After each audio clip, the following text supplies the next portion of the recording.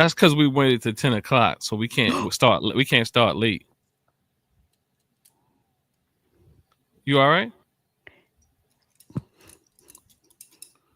Oh. When you claim your Africanness, you're going to get your mind back. Black and I'm proud. Black and I'm proud. When you claim your Africanness, you're going to get your mind back. Black and I'm proud. Claim your Africanness. Black and I'm proud. I'm telling you. When you claim your Africanness, you're going to get your mind back. Black and I'm proud. Claim your Africanness. Black and I'm proud. I'm telling you. When you claim your Africanness, you're going to get your mind back. Black and I'm proud. Claim your Africanness. Black and I'm proud. I'm telling you. Become a part of it. Embrace it. Become a part of it. Embrace it. Become a part of it. Embrace it. Become a part of it. Embrace it. When you claim your Africanness, you're going to get your mind back. Black and I'm proud. Claim your African. Black and I'm proud. I'm telling you. When you claim your Africanness, you're going to get your mind back. Black and I'm proud. Claim your African. Black and I'm proud. I'm telling you. Peace, peace, peace, peace, peace, peace, and peace and blessings, family, peace and power. Dr. DAW, Queen of B, we in the building. We starting out 10 o'clock on the dot. Pardon. Sister Queen, I'm here myself. Back it up, Sister Queen. Back it up. So I won't hear all of that. Okay, you know how to hit the mute button. You know, you're doing good over there, family. So peace and power, family.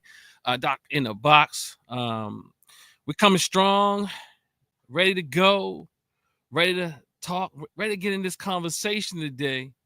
The need for Afrocentricity during the next 4 years of or Trump. I don't know what does that mean. I guess that's supposed to mean of Trump, right? So of Trump.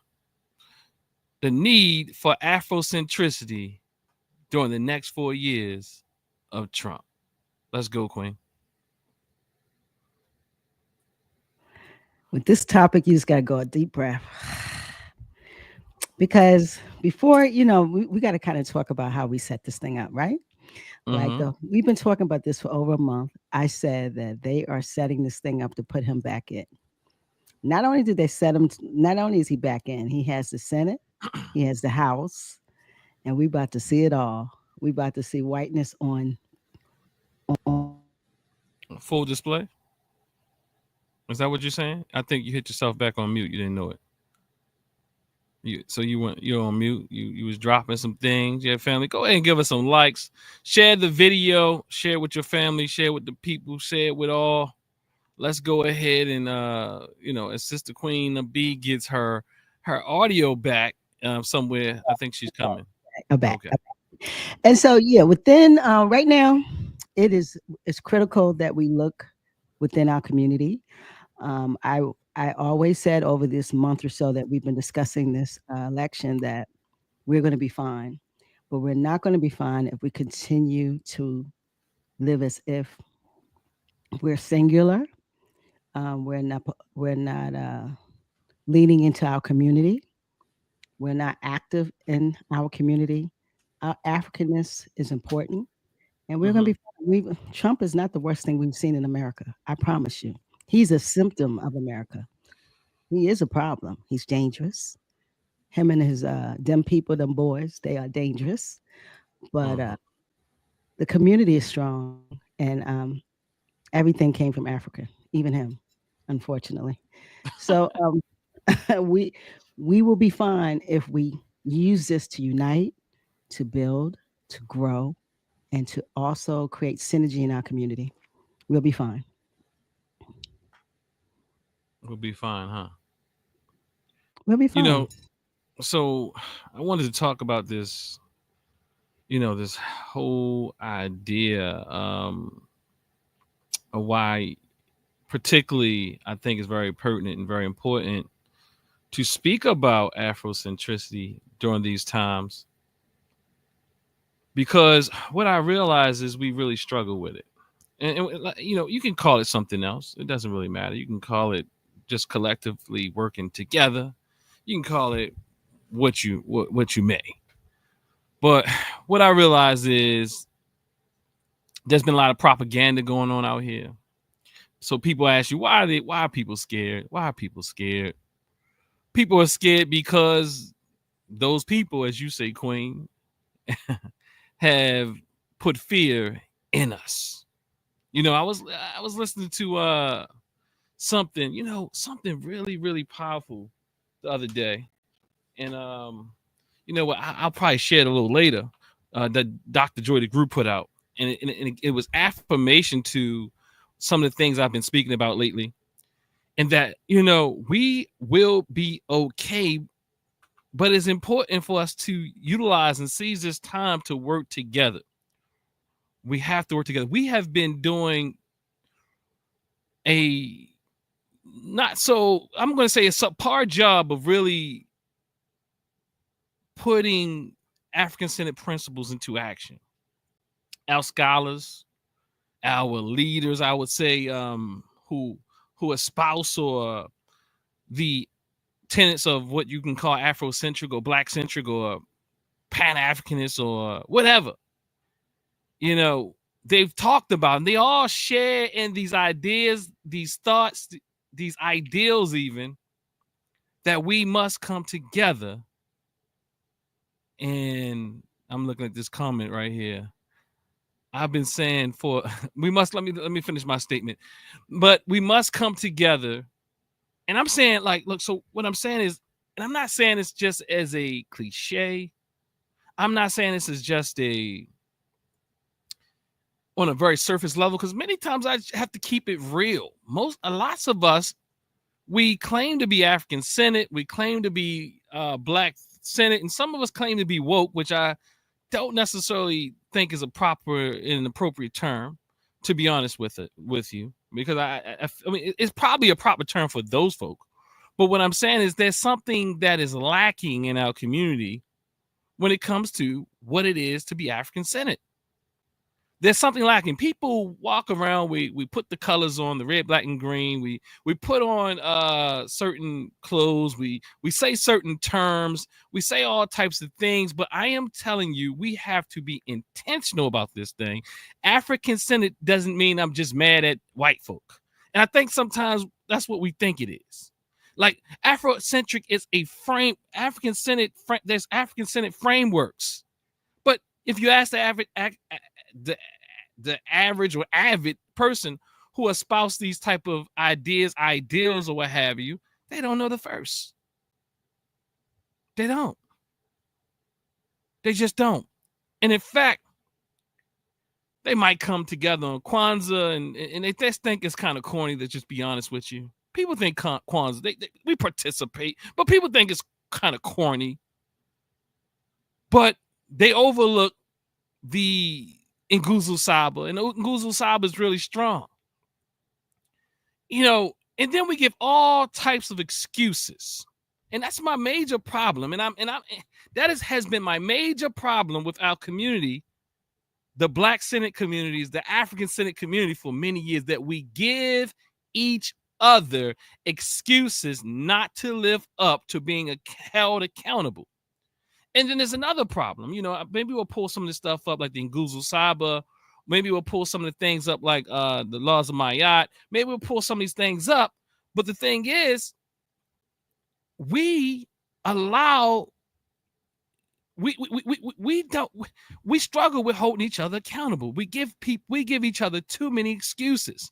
Let me see what Carl Tace is saying. Carl Tace, pardon me, Carl.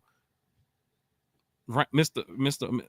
Ransom. Let me say Ransom. I can't tell gender or what have you. But it says, I've been saying for the past 15 years, we should have been declared sovereignty and developed our own government, our own judicial system, our own everything. Why do we insist on staying under this system? Interesting. I like to hear what Queen has to say to that. But nonetheless, what I want to say is, okay, thank you. Thank you. But just to kind of even speak to that, if we can't hold one another accountable in a system that we know doesn't work well for us, how do we ever even build our own?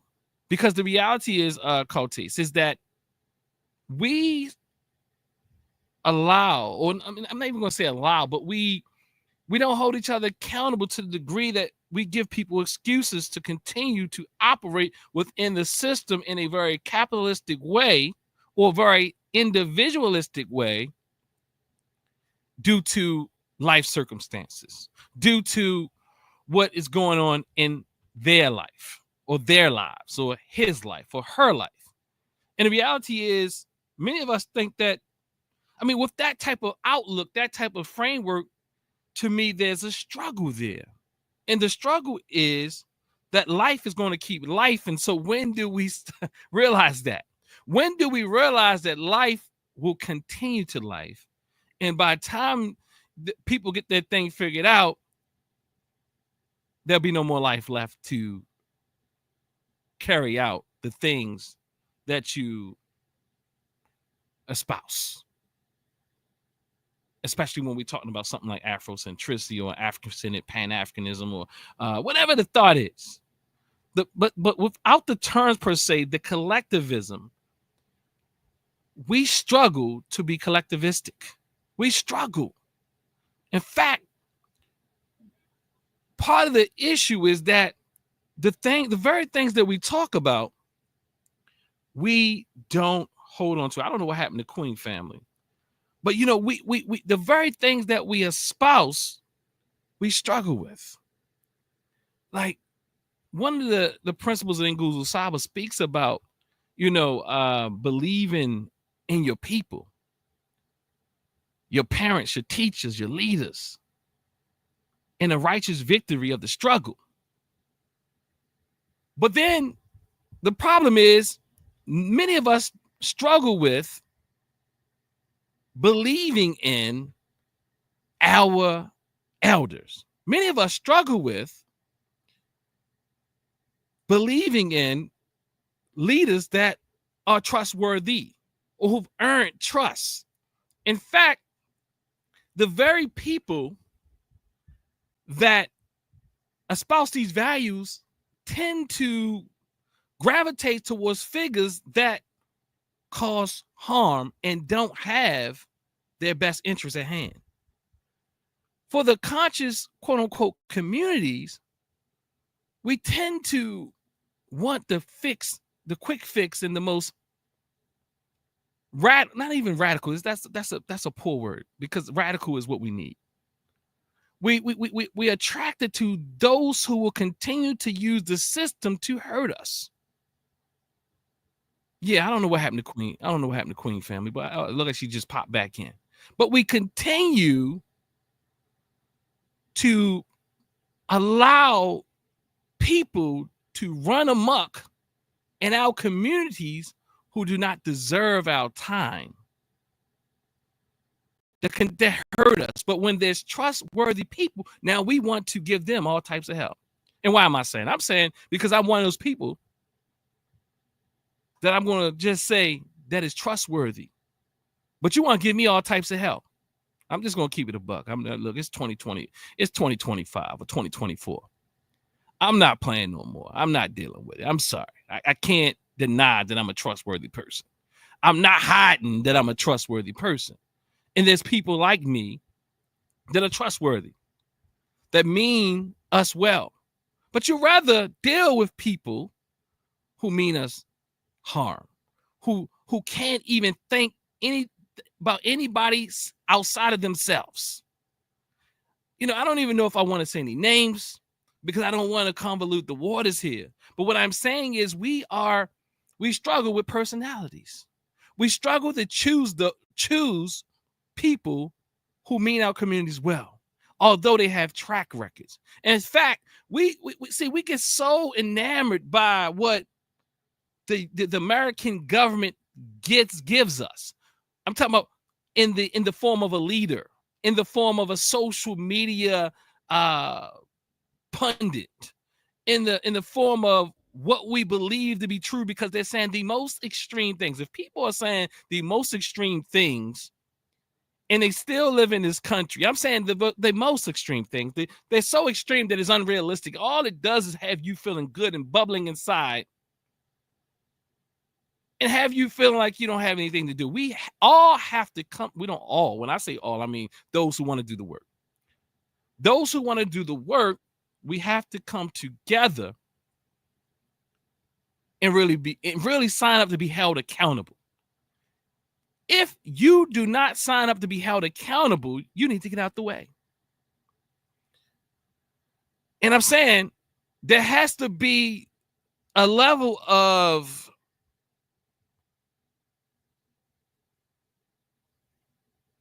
order. There has to be a level of natural hierarchy, meaning that elders, most of us talk about elders, and we don't give two damn shits about an elder.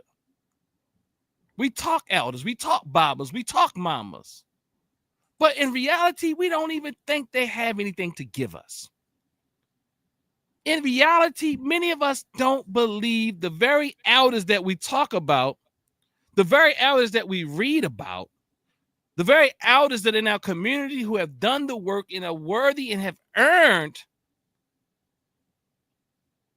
a say-so, the respect that they need. We have bought into a society where even the elders begin to say, listen to the children. Now, I get that. Elders need to listen to the children. I'm a therapist. Yeah, I get it. But goddamn it, we cannot act as if the children don't also need to lead to that. Some of us just want to sound smart sometimes. But there's a major problem. I get it. You got to listen to the children because they hurt. You got to listen to them to give them an ear. You got to listen to them because it's trauma informed. But the reality is, I'm looking at grown-ups. I ain't even talking about the young children. I'm talking about people my age, people Queen's age. I'm talking about people younger than the both of us. Maybe millennials and the generation X's and the in the Z's. They're not babies anymore. But they think that they know more. I'm talking about than their elders. And in fact, there's leadership within those groups that, you don't even want to respect them. And I'm not what they say, I'm not mincing words, and I'm one of them. I'm not mincing words. I'm sorry if it doesn't feel good for your feelings, because I know who I am.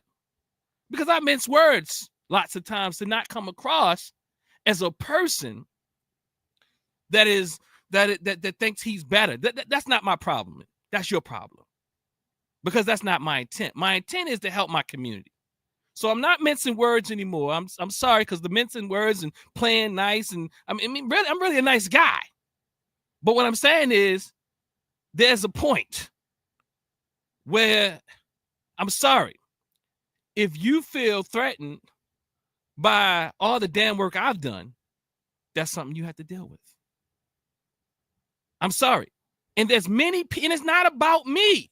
It's about people like me that do all this hard work out here. And what you do is you take from us. You take from those true people, those true people with leadership potential who give you collegial access, and you don't respect them. I am telling you this. I've lived this. So Mr. Nice Guy don't work too much. Although I can't stop being nice.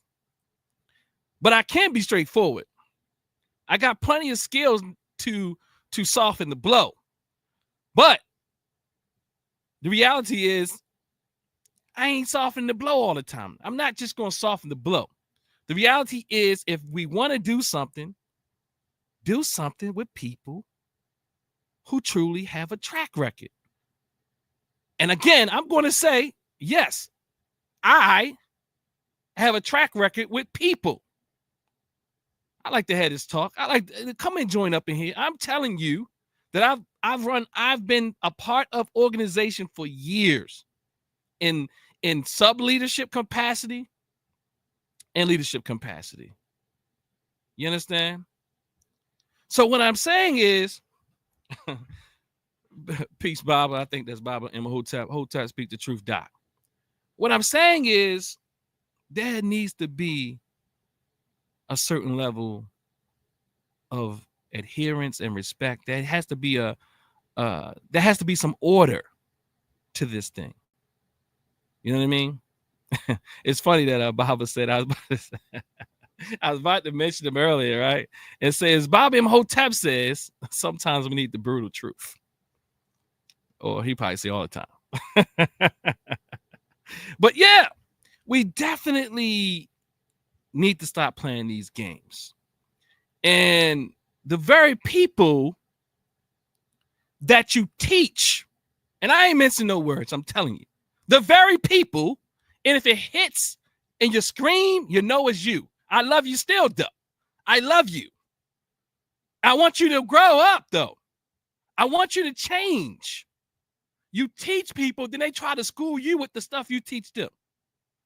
And sometimes people think they are somehow they've mastered the thing to a degree that now they're going to suplex you with it, and they don't know you 10 steps ahead of them.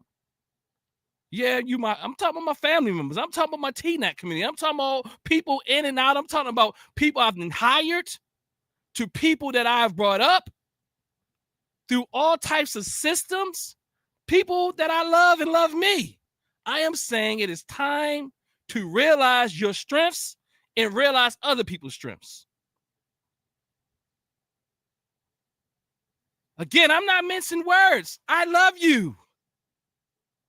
But look, sometimes you got to know, like in different systems, like when there's a dojo, everybody can respect the person in the dojo as the master, although they struggle too. But sometimes in our communities, people do not really understand the importance of true, genuine leadership. And they somehow think because they read a book that you told them about, or put them on, they know a concept or two that you told them about, that now they've reached the status that they're now the master. I am telling you that in our community, men and women, but especially men and brothers, they struggle with the idea that one time they want to conquer you. They want to be bigger and better. This is a Eurocentric mind state. Because I now want to be better than the elder. I want to be the big. I always think about Kanye West song. I'm telling you, this is in all different areas that I worked in. The brothers, it's like that Kanye West in that Jigga song. When Kanye say my big brother, and he tell you about how he tried to kill Hove on the track, and then Hove came through and slayed it. I am telling you, this is a real issue in our community, where brothers want to be so independent, but also Afrocentric. Hold on, let's say it again. Brothers want to be so independent, but also Afrocentric. Again, if it's hitting you, I'm sorry. There's probably some work to be done. It might hit me one day. You got what I'm saying? Don't mince words with me either. Because we all need to be held accountable, including me. So I'm telling you, even when I look at my own elders, my own Baba, don't take those people for granted. They have wisdom. When I'm talking about my own mama, I'm talking about my biological. I don't care how many damn degrees I got. I don't care. That's my mother. You dig? And I'm hearing about this in too many communities, too many households. And guess what? Yeah. Guess who's back? Me. What I'm saying is, I am not mincing words. If it doesn't hit you right, that means there's something to think about. That means there's some processing, some reflection, something needs to go down. I love you. But individualism is the antithesis of Afrocentrism, Pan-Africanism, and all these other things that we talk about. And if you keep speaking about the Nguzu Saba and even some of the things from ancient Kemet, you have to understand there's an order. There's an order. And I'm not mincing my words because I know I deserve what I deserve. I know of not because I deserve it for whatever, because I earned it.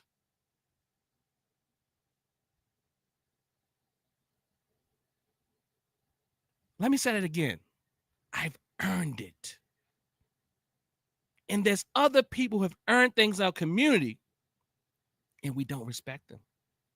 We don't give them the respect. In fact, you're disrespecting yourself. And the reason why you're disrespecting yourself is because you do not give the people that can help take things to another level, help us get to another level, you don't work in your lane. Look, I'm sorry, I can't help that I'm good at what I do. Look, the resume speaks for itself. I'm sorry. You can't deny it. Somebody need to get on board. I make superheroes out of people. I help them at least. Look, check the resume. I help brothers and sisters. The problem is our egos are in the way. Our egos are in the way. And we find too many excuses. But what I'm saying is,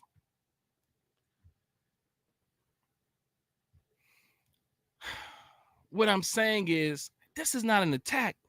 This is a call to action.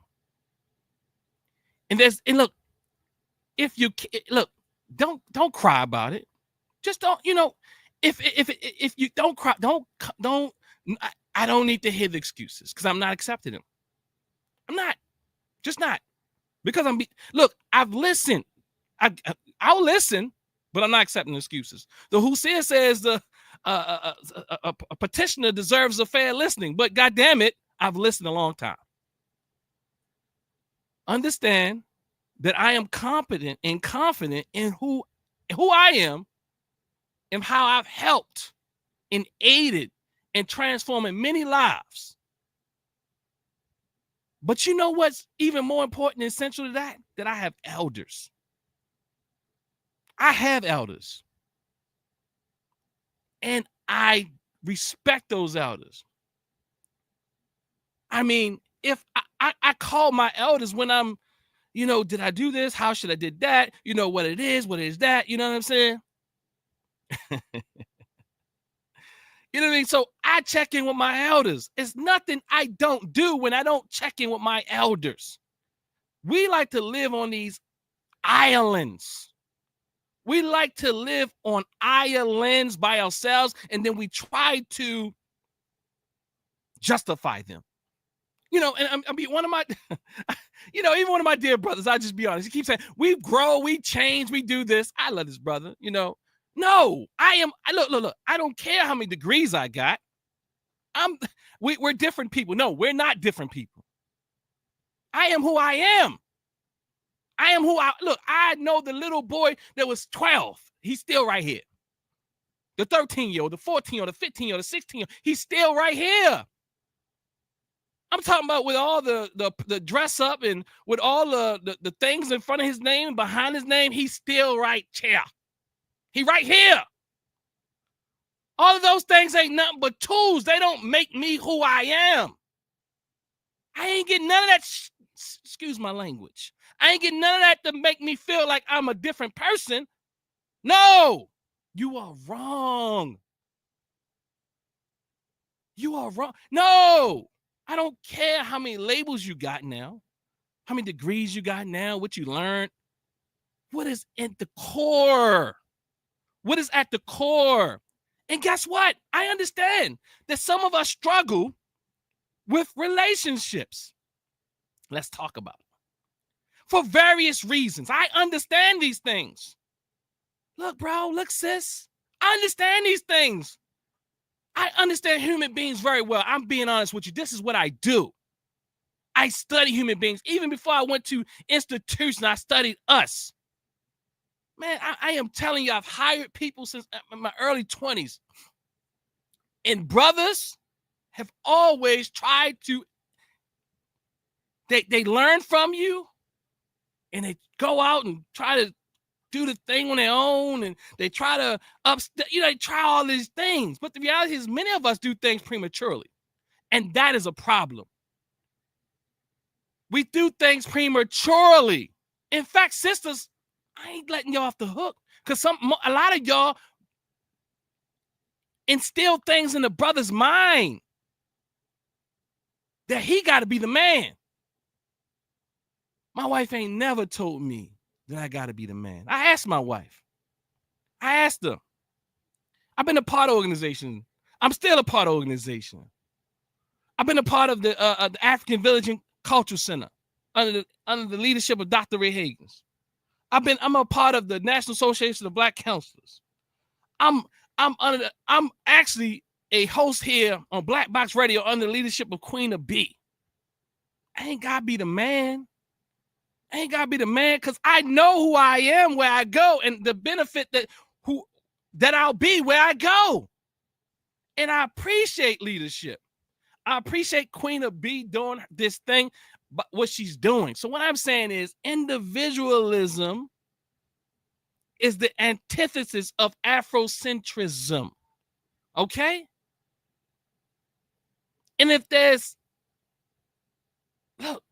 not, you can't continue to say no to the community and expect that to be a reciprocal relationship. You know what I mean? So let's see what we get, what the people saying in the comment, y'all. All right. Baba Imhotep says, Hotep, speak truth, Doc. He says, brutal truth. You are right on with this. He said, who or what set you off? Baba Imhotep.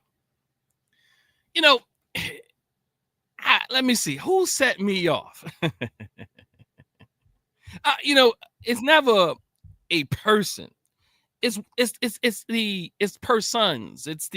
It's patterns that continue, and maybe even my own self set me off. I mean, like, no, bro, you are.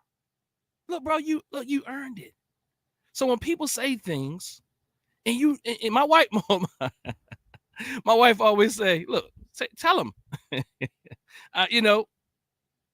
and I'm a straightforward person. But part of it is, if we're going to be talking about all of these things that's going on, look, I'm not scared about what's going on with Trump. Let me keep it a buck. I'm not. Because I understand that we are at war. And I'm not saying that on a superficial level. See, some of us, we say this thing very superficially. We say it because we find that it's what's the word I'm looking for? We find that it's in, I don't know what to call it. It's just, it excites people. You know what I mean? But the reality is, it sounds good. It's a talking point. It's a punchline. No, I ain't with punchlines. I've never been a surface person, honestly. Never. I can't. Look, in fact, if I have any pet peeves, being a surface person is one of them. Sister Queen, jump in here. Talk to us. You can't talk? Yeah, what you got? You win. Talk. You win. Can you hear me? Yes. You can hear me? Well, yeah, there. I said, follow me. I know what I'm doing. You're not on your mic, but you good. I'm having technical difficulties, of course. Okay. All right. You good. So, family, I'm going to move this space. This has become a dead space in the studio. It's not working, so I'm having problems. But you're on fire tonight, DAW. You are on fire tonight. And what you're saying, scholars matter. And we got to put our scholars up front and listen to them. It's very important, especially when we're dealing with such mediocre, such idiocy, and these folks who are being escalated or platformed into spaces where they have no reason or they should not be there, in other words. So we have to look to our scholars. We have to be more communal. And can I change something? Can I just jump in there real quick? Jump in there, bro. So I hear you say scholar, right? And I just want to be clear that yes, a scholar is perhaps one of the things I do and other people do. But I also want to say that I'm a practitioner. I am a person in leadership. I just want to speak those words because a scholar can just do scholarly things. But what I am saying is I am a leader. Okay. And I just want to say that with your full chest, because I know that. I know that I am a person that cares for other people. I know that I'm a person that has a vision. I know that is a skill set of mine. I know that I'm good with people. So what I am going to say now, I'm holding myself accountable to speak that, what they say, talk that talk. And I love you if you're mad at me.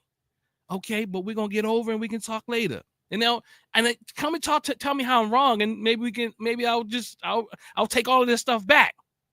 But the reality is, if we're going to come together,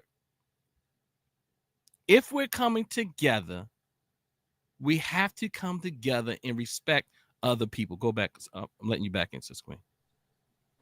Thank you for letting me back in. But what I will say is, you keep saying if a hit dog will holler. So listen, we need to hear this. And something like Barbara said, what set you off? Somebody got you popping tonight, but that we need to hear this. We need leadership. And leadership comes, it's not just one person. It can come from a few people. But the leaders who are bona fide, who've proven to be leaders, we have to let them lead. We have people who are leading now who should not even be near, shouldn't even have power. So in this community, in the Afrocentric community, amongst Africans, we got to look to our leaders, because we're going to be in some very divisive times. But I promise you, we're going to be all right if we really come together, unite. And, sometimes you got to listen. Sit back and listen. Listen to the leader. So go ahead, Don. I'm with you. I hear you.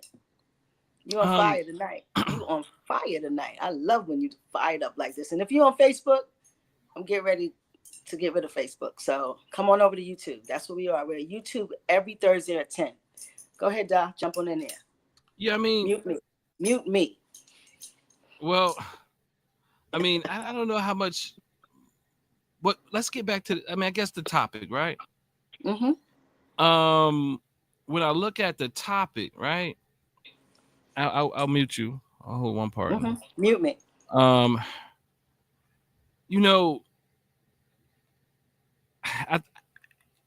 the reason why I can speak about this, how people say with my full chestedly, is that my elders, our ancestors, our scholars, these folks have said we have to do these things.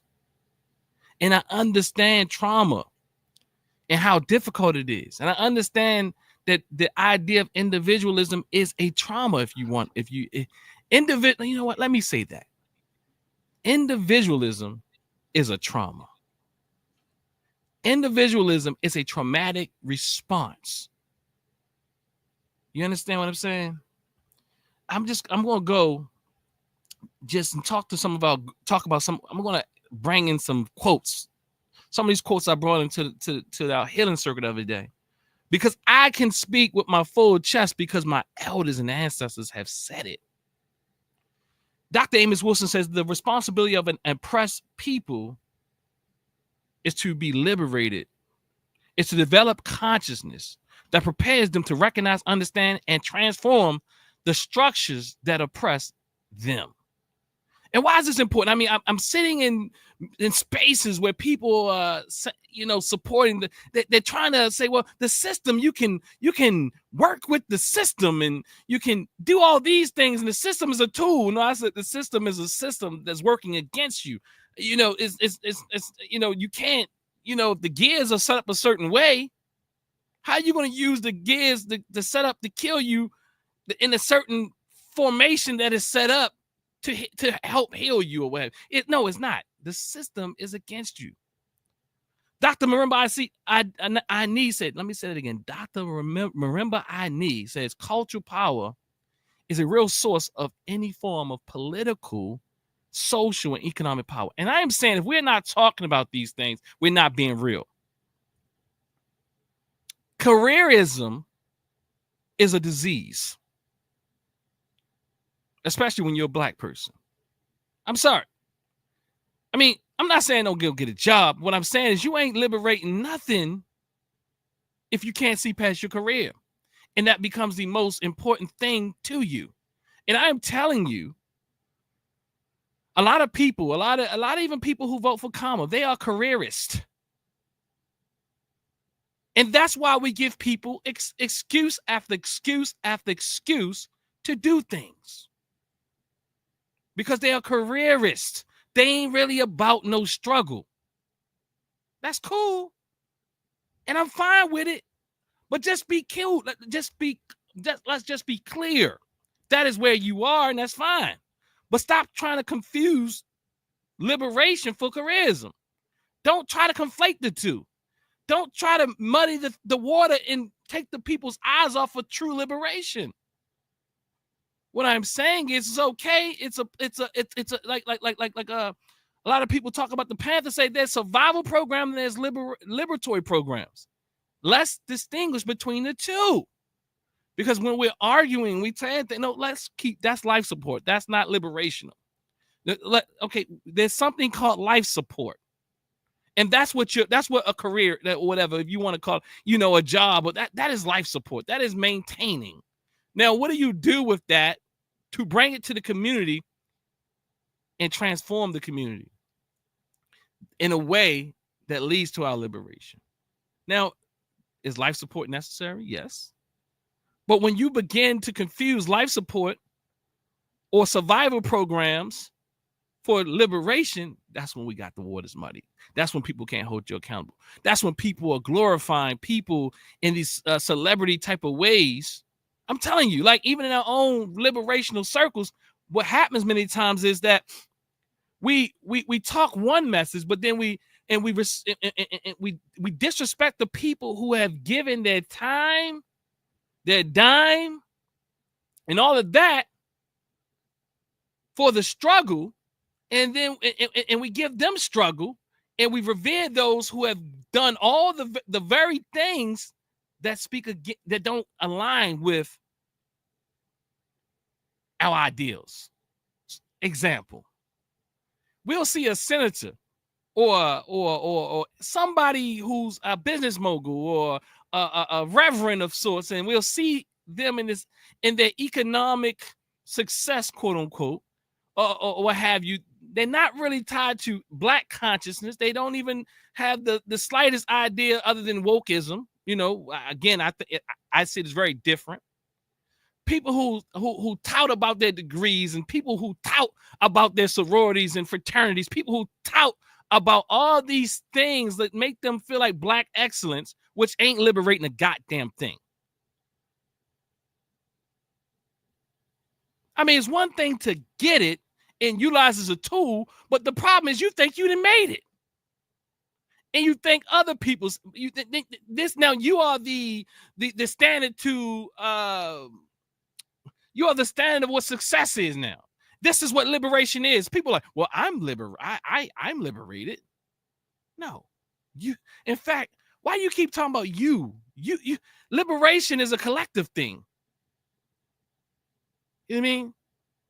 Liberation is a very collective thing. It's not about you. You can't liberate. You getting a job is not liberating us. You opening up a business is not liberating us. You're doing something. Maybe it even deserves some level of respect because you have some skills. Now let's use them goddamn skills to aid in our liberation. And then, I mean, the statement that, oh, black people are not a monolith. If anybody else says that in a circle, I just want to slap you.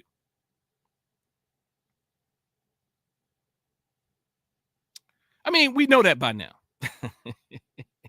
But to me, that becomes this idea to now justify what you're not doing. Justify. Now, do that on your own time. Don't bring it to liberational circles. You know what I mean? Even this idea, oh man, how do I do this? This idea of being, let me leave that one alone. Let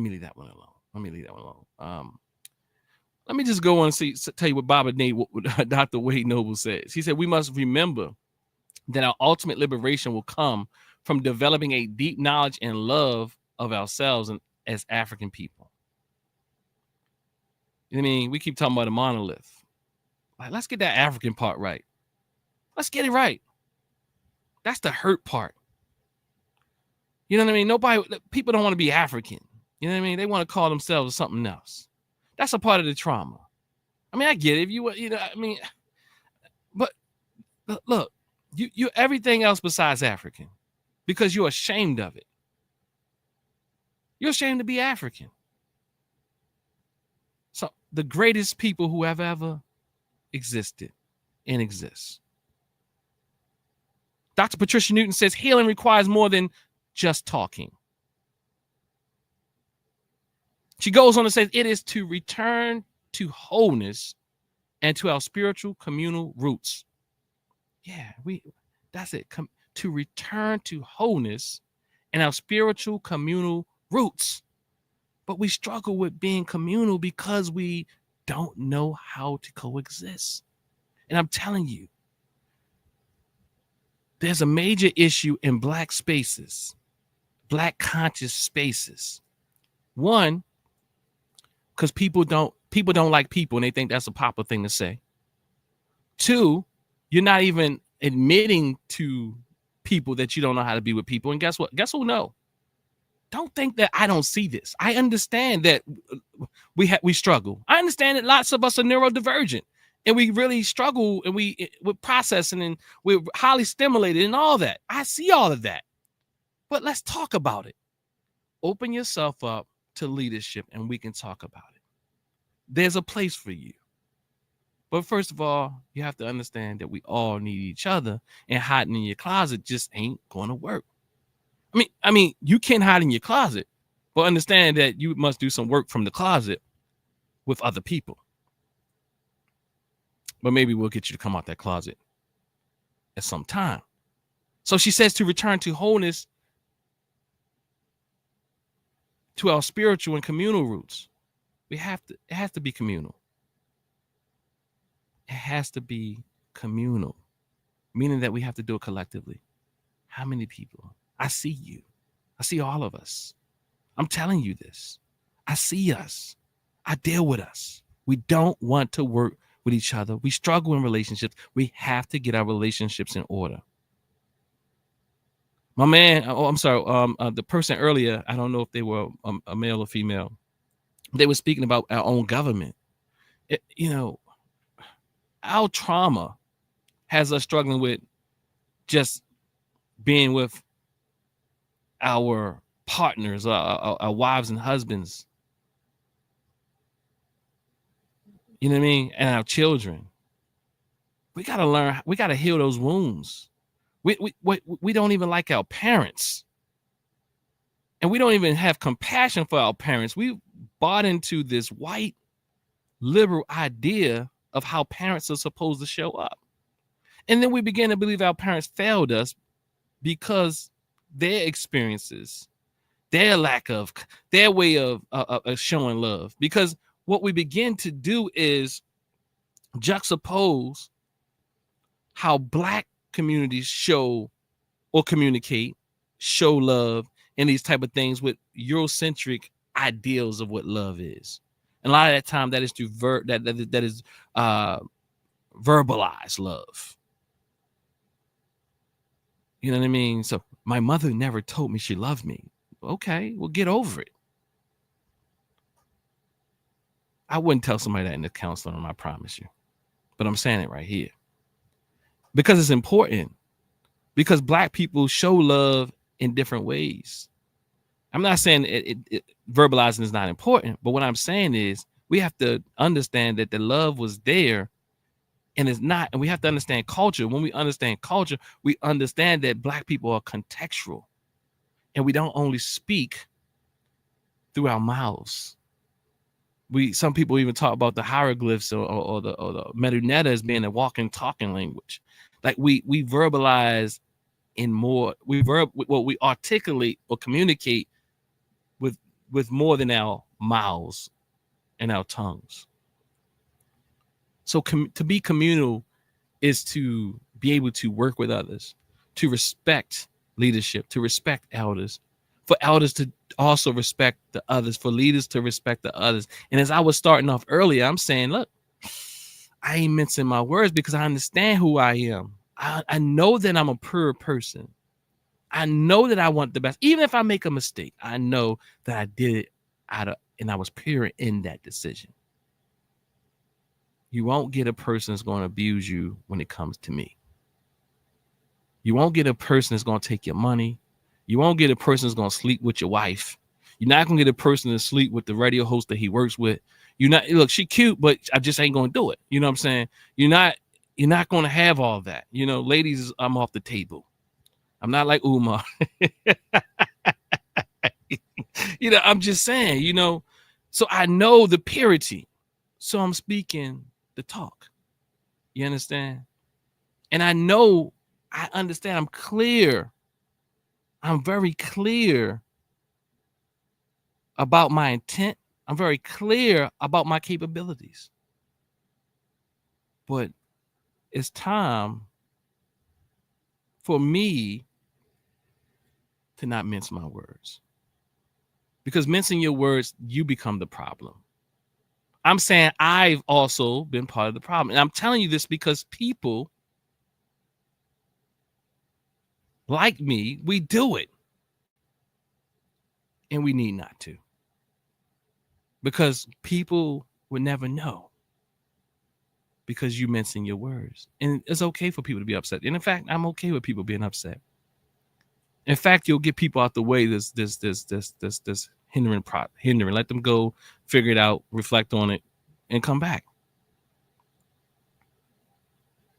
You understand? Dr. Francis Cress Wells, and let me go back. Dr. Naim Akbar says our survival depends on our ability to organize ourselves to be an independent and self-sufficient people who see our future as something we control. So again, that's what I'm saying. We have to be look. Our elders and ancestors have spoken to this. That's why I'm telling you. Look. It ain't even me. I ain't being spooky because I ain't a spooky guy. But what I am saying is there's living ancestors. Living elders, and ancestors who corroborate in what they've been saying. We have to do it together. Doing it together is the African way. And when you think that somehow you've become bigger and greater, that is a symptom of Eurocentric ideology. Because the reality is, why are we so ready to be greater than our leaders and elders? Why we want to get to the day that our elders are now, we've climbed the mountain. Now I know more than you. I make more money than you. I've done all these things, so it makes me more important. Well, I'm more important now. All that type of thing. What you got, Queen?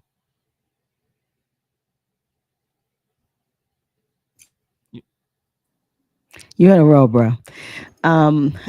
It's a lot here. It's a lot to kind of digest. Now, let me ask you a question. Why do you say leaders mince their words? Is that to make the community comfortable?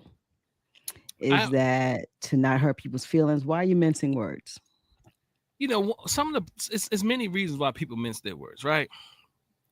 And I can speak to my own rationale, right? And others, but particularly mine, because the reason is you work hard at not wanting people to see you as a fraud, because people who are frauds they don't mince their words. They don't. And it can be a bunch of bullshit that they're talking about. But the problem is most people are attracted to fraud. So why am I mincing my words? Because they're attracted to them not mincing their words. But not to be seen as one of those frauds, I'm doing the opposite. But the truth is, I know who I know that I'm pure. So, you have to figure it out too. And it's not just me. I'm saying people like in these capacities. Two, especially when you have certain accomplishments, right? There's this inferiority that rightfully exists in our community. That Queen is asking the question, and she's having internet issues, but I'll say it and I'll maybe come back. So there's this idea in our community. Let's say there's some trauma in our community. And that trauma that exists in our community, many times, people will see your quote unquote accomplishments as you believing that you're better than them. Let me say it again for Queen. People will believe that your accomplishments, quote unquote, makes you believe that you're better than them. Oh, so you got a business. Oh, you got a little business, so you think you better. You understand how we talk, right? Oh, you got the white man degree, so you think you better, right? So so what you do, you brace yourself not to come across as that, because you already understand the trauma that rightly exists in our community, and you want to be careful not to trigger those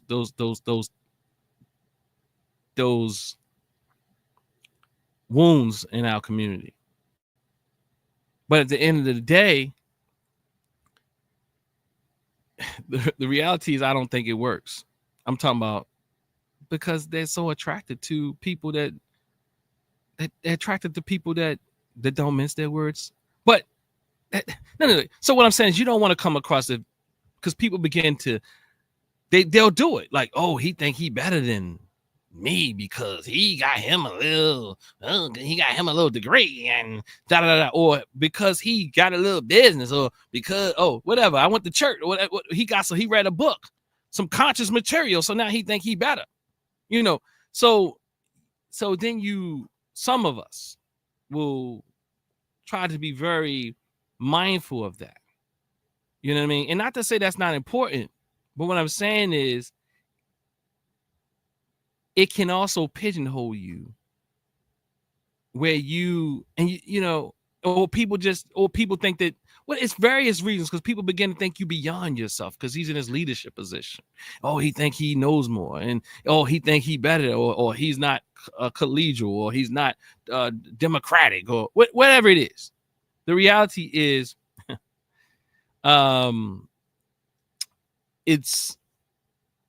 it doesn't work. So what I'm saying is not to because people won't always say what they got to say, and that's one thing I have learned. So, but nonetheless, you gotta talk that talk, real talk. Because we are gentle, we are sensitive, we are triggered easily, and that is work that our people, we need to do. We need to heal. But there's people who will and do have those, and I understand, because there are people who believe in somehow that they're better because they got an MS degree and haven't read a book since they got it. So, but they think they're better than you. Or they got a PhD and they think they're better than you. That ain't me. So I'm not mincing my words. You can call me out because that's the only defense you have. I'm sorry. That's going to be a defense you're going to have to use. But because I know it's not me. I know I'm pure. And because I know I'm pure, I know my heart is pure, that I'm not, I'm not going to allow that to keep me quiet. Nor should other people who mean us well be kept quiet because people use those type of tactics to quiet you, or they call them show stoppers or conversation stoppers. I ain't falling. I don't really fall for conversation stop. Let's have the conversation. If you say that, show me where you can point that out. Show me where you can point that out. I understand you'll say something. People will say stuff that's very emotional, but hopefully you get over it. What we got here, Sister Queen? We got our sister. She said, "Wait, who is saying that? Oh, he think he better." I find that people are more or trying to be supportive of each other, but there are outliers. But there are a lot of people who attack folks who have in our community who have actually invested in themselves when it comes to education or they're in a role of leadership. We find a way to attack. We need to find a way to simulate these folks into our community and learn from each other and come together. That's the only way we're going to win here. Because if you see, just look, they've come together. They got who they want in space. They're going to activate laws, policy, and they get ready to go at it. So they take care of each other. What are we doing? We got to learn how to galvanize. Look, hey, my Baba said what he said. He said some people think they are conscious with a Western mindset. Now, look, like I said, I talked to my eldest, my father, right? My father gave me the ashe. He said, "Look, man, look." he even told me, "Go talk your talk." I mean, he told me, "Do what." He said, he told me I used to be in a fashion show. He said, "Look." In other words, what he's saying is, stop hiding. Don't hide. Show your brilliance. Show your skills. Show that which you have that can be beneficial to our people. And don't I can't think of the how to kind of transition to what I'm saying is, there's always going to be people that will be frustrated, but the reality is that's not your problem. You understand? And don't cower. Yeah, do not not even cower, but don't, because I'm not a coward. so but don't dull your light, because the world needs to see it. And it's not about me. It's about many leaders, you understand, or people in those positions who have to, like, they dull lights. I mean, you don't know how many people I speak to who do it. I ain't talking about a lot of people out there just putting it out on the internet. I ain't dulling my light no more. No, I ain't talking about them. They're little. They ain't never dull that light. They talking about they ain't dulling that light no more. They're angry. You know what I mean? They need to get. They need to. I'm not angry, but what I am saying is, I understand. I do understand my skill sets. I do. I know my skill sets. I know that many people, it's kind of like Dame Dash, right? Jay-Z making all types of money, right? Let me give you an example. That's my man. I don't know the whole true story and all that, but let's just go with Dame Dash's is accurate. Let's just go hypothetically, or maybe that he's accurate with what his interpretation of how he tells the story. But how he tells the story is, I mean, some years ago, I was listening to Dame Dash, and he says, well, I told everybody to stay in there. Everybody need to stay in their lane. Jay got his skills, and this one and that one got their skills, and this one, and he's the business person, right? But he says the people, like, they could have built, so they could have built their own if they would have stayed in their lanes. But then the industry, the empire comes to you and now tell you how you can do this thing individually, and you can become a millionaire. But now everybody's lauding and excited and say, whoa, look at Jay-Z. He's a billionaire, but he sold out our community if you go with Dame Dash's interpretation. And I am saying that is what happens in our communities, in our conscious communities. A lot of us, we learn things and we go out and we want to be very individualistic, and then you ask people, and be honest with you ask people, can you begin to say, let's do some things together. Let's do this. Let's do that. Let's do this. Right. But what they continue to tell you, they can't do this. They can't do that. You can't do this. But you see all the things that they've received from you, they're doing out there on their own. I'm talking about various people. So, but if the rock hits you, it hits you. You deal with that. Don't get mad at me. But if the rock hits you, it hits you. That's just something to reflect on. Because look, I'm just saying, I'm pretty good at this. I understand this. The rock hits you, then that's some work to do. Let's just keep it up. So, and I agree with Dame Dash's interpretation, because now we go out and do these things, and now we forfeit the greatness that could have been, even if they didn't make as much money as what Jay-Z currently has. But maybe they could have built something for the community, not just for Jay-Z, Beyonce, and Ivy Blue, whatever the child's name is. What is it, Ivy Blue or something?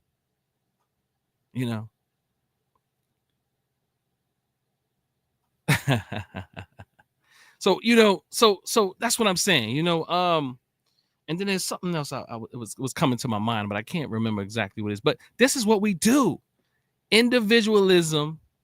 And then you hear people in your ear, yeah, they doing it over there, or they doing it over here. And it's funny because people are like detractors, and it's funny because they'll be in your ear like, yeah, they got to do it, they making that money, or they doing, like, people will tell you how the people that have been around you and the people that you brought up, hey, look at them, they doing it, they doing it, they got to do that thing, yeah, they doing that thing. So it's almost to a degree where the people are also in some way causing some little, they trying to throw little darts up in there, right, to kind of do things. But what I'm saying is, we are so much easy. We give each other passes not to do things together. And there's no and then you see people worn out, saying they can't do things, but they're doing everything all by themselves. That right there is individualistic. People want to be stars. And guess what? You probably could have been a star even more. Or could be, if you had support. I'm saying you could do great things when you have a family. We should operate as a family. Rather, we operate as individuals. I was going to talk about out there sisters. We need more sisters in the Black conscious community. I'm talking about Black conscious community. We need more sisters. I am saying that a lot of our sisters is out here working in these liberal, woke communities. And many of them are the antithesis of what we will call Black consciousness. They're counter Black consciousness. And some of that stuff seeps into our communities. And they go out and they get education, not just sisters, let me say brothers too, who also espouse those philosophies. They're counter Black consciousness. They go and get their education from the university, and somehow they think that they know more. It's kind of like business people. People who make money think they know more. A person became a rapper. They became a rapper. And just because they got picked up and got a deal and now they're doing okay, somehow people equate that with being smart and a good business person. I'm sorry, that's not what it is.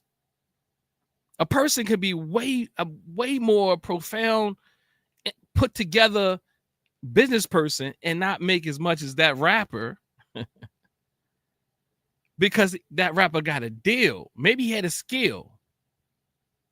Skills can get deals, and sometimes you don't even need skills to get deals. Money can market anybody to you, and you begin to like it after you keep listening to it. I remember when B Rich came out from Baltimore, we were a little embarrassed that that was like one of the first rappers off the steps.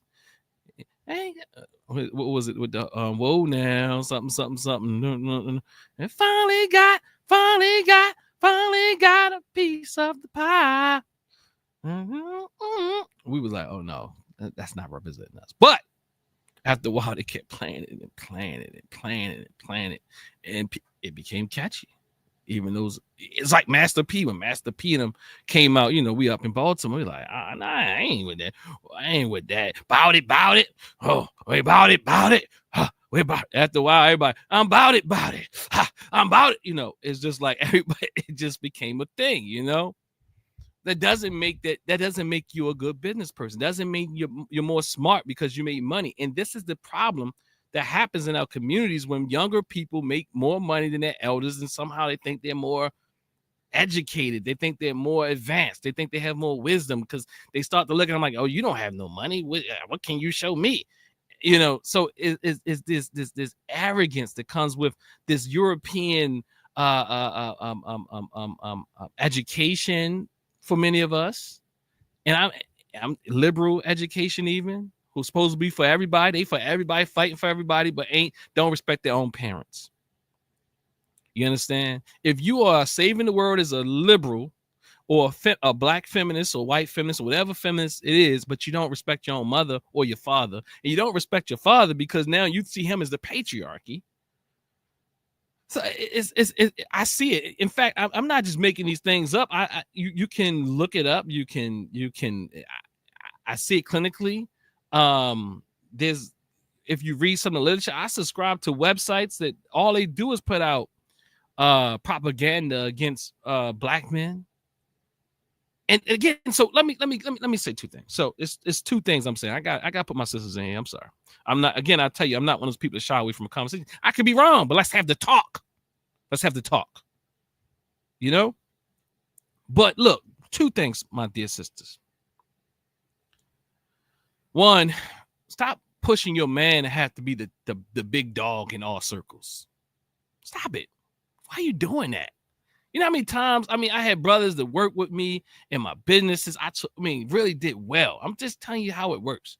Really did well within the frames of, let me give you one company, Winkler Communications. Did well. But after a while, that woman is in their ear like, yeah, why you working so hard for him? And you're like, that's my man, but it's not even that. But they getting paid well. Things are going well. Everybody eating. They're getting overly fair wages because I'm a trustworthy person. I'm not a capitalist. We got a system going on. And then the sister come up and like, yeah, why you mean you can do your own thing, honey? You know what I mean? Because sisters told me they want that man to be the big man in the house. They told me, sister, I do want my man to be the biggest, so they start putting little things in the brother's ears. You know what I mean? They start putting little things in the brother's ears. Stop that. Stop it. That's good thing. And then guess what happens? A lot of times, I'm not saying all the time, but many times, probably more than not, then the brother go out and try and do his own thing. That's just not his skill set. And then it don't work out as well. He was eating good. You were eating good, but you want your man got to be the man of all men. But the problem I have with this is also in a black community is when they go to a white business, they don't have that same mindset. Oh, you can go work for Kraft and you can go work for MTA. You ain't telling him to be the biggest man up in there. You dig? But when he worked with Dennis or such and such around the corner or whatever, and they doing good, they eating good. He got a supervisory or some type of position, eating good. Oh, you want him there? Oh, you can do that. Yeah, you can do that. Why ain't you gonna do it with him? I am saying that same mentality crosses over into our conscious circles.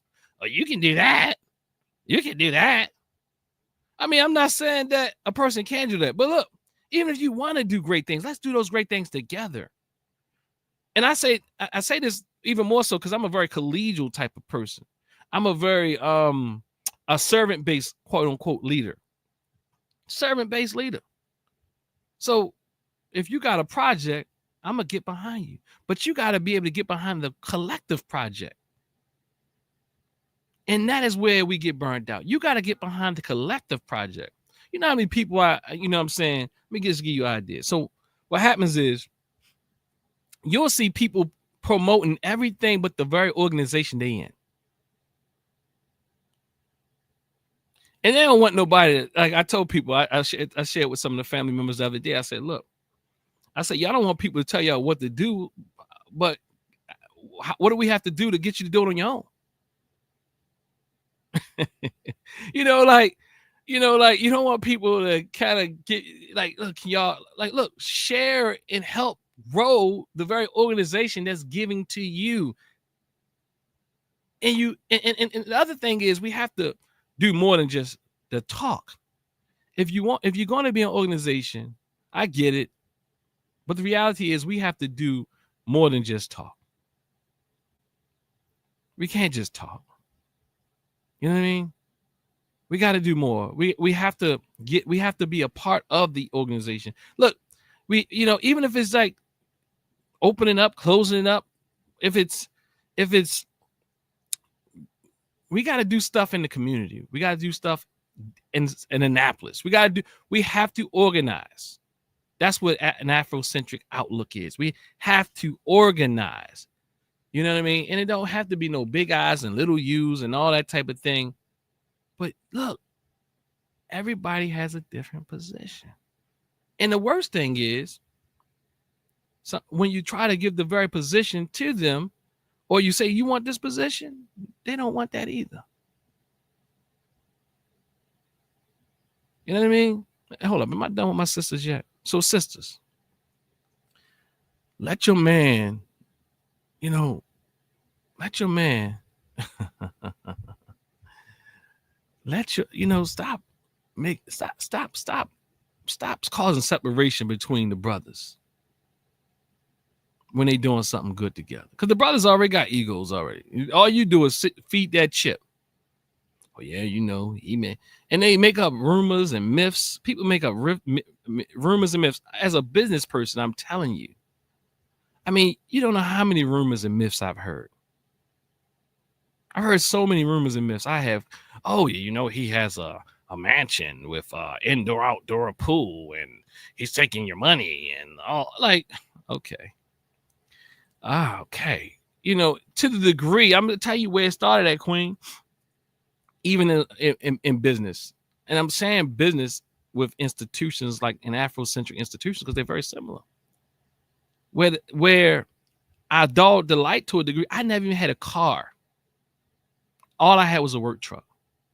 The reason why I had a work truck, because if I would have got a car, they would have been looking at me. Oh, look, he got him. Look at him. All that type of thing.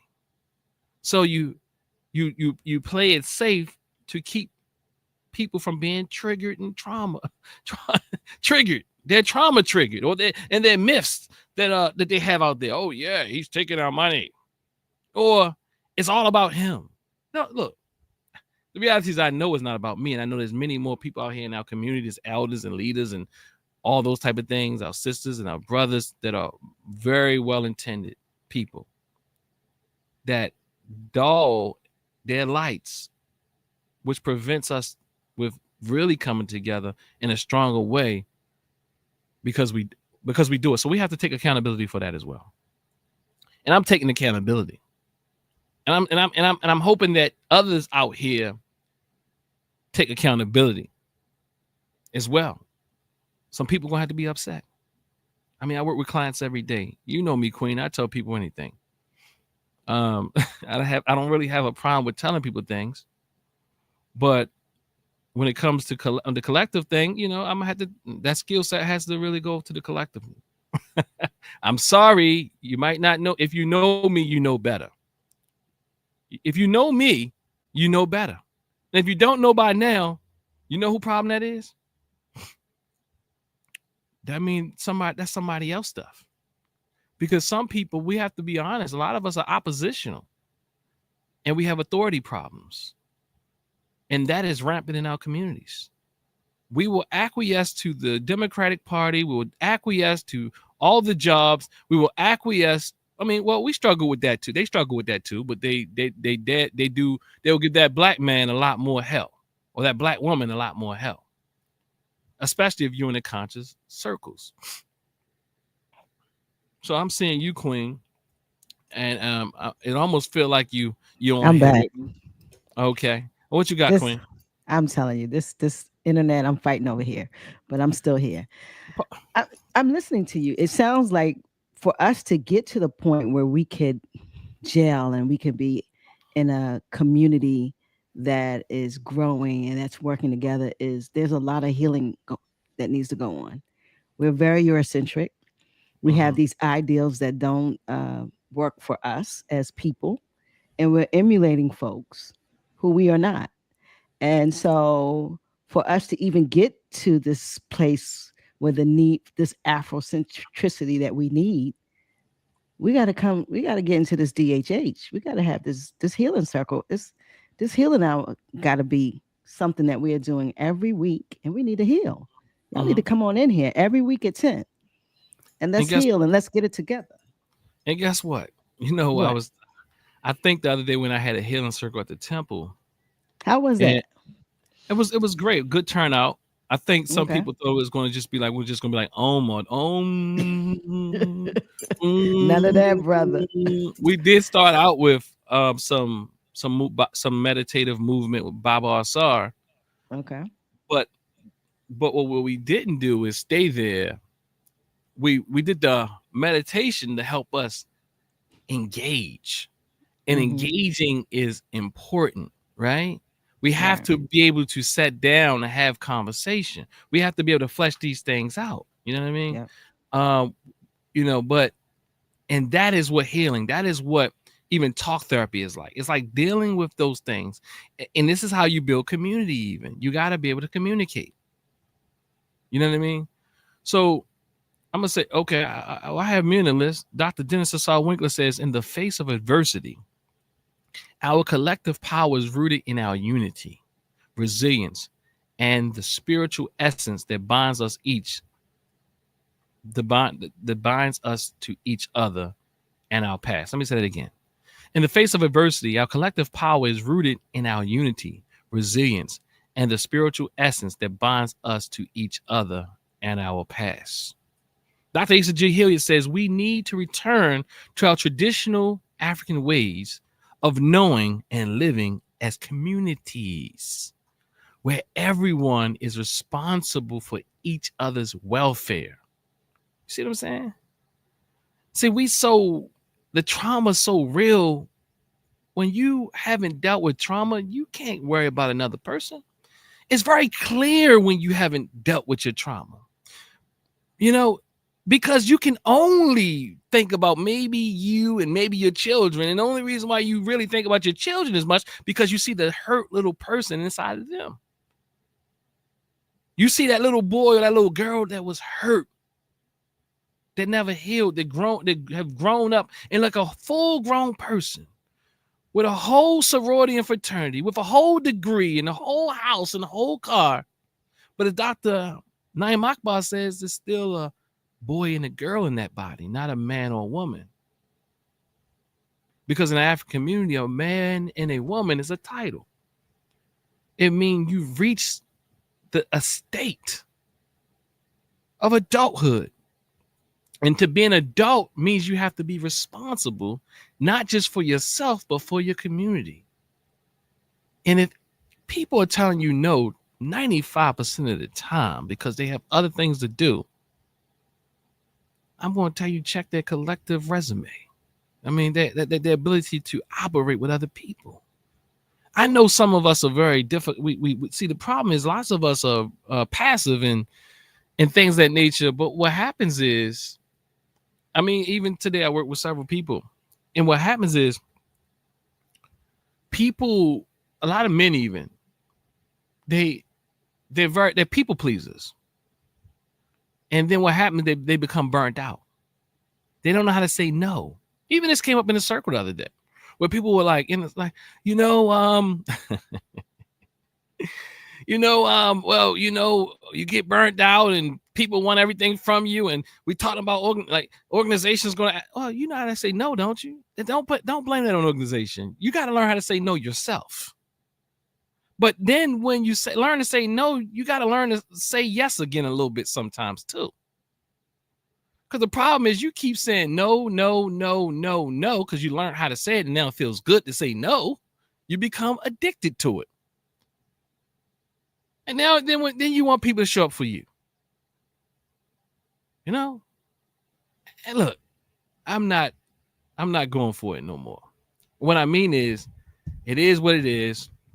If you don't know, I've been a minister at the African Village and Cultural Center, raised up by Dr. Ray Hagins back in the day. It would transition to TNAT Holistic Wellness Center, African Senate minister. You see the balance here? You know what I'm saying? See, I'm into the balance thing, you know what I'm saying? We got to talk about balance, the man and the woman, right? The woman and the man, right? So a lot of these Eurocentric ideologies have us working against each other, even in our relationships, right? Even in the male and female relationships. And there's nothing to, and men and women are very specific things in these, in our communities, in our African, from an African Center standpoint. I understand that there's all types of new ideologies and pronouns and all these type of things. But what I'm saying is that's one way of looking at it. Not the only way of looking at things. And nobody should be forced to look at a thing the way that white liberals tell you have to look at it. Or black liberals, or black feminists, or white feminists, or black patriarchy, or black whatever. All that mess, that's not our fights. That is not our fight.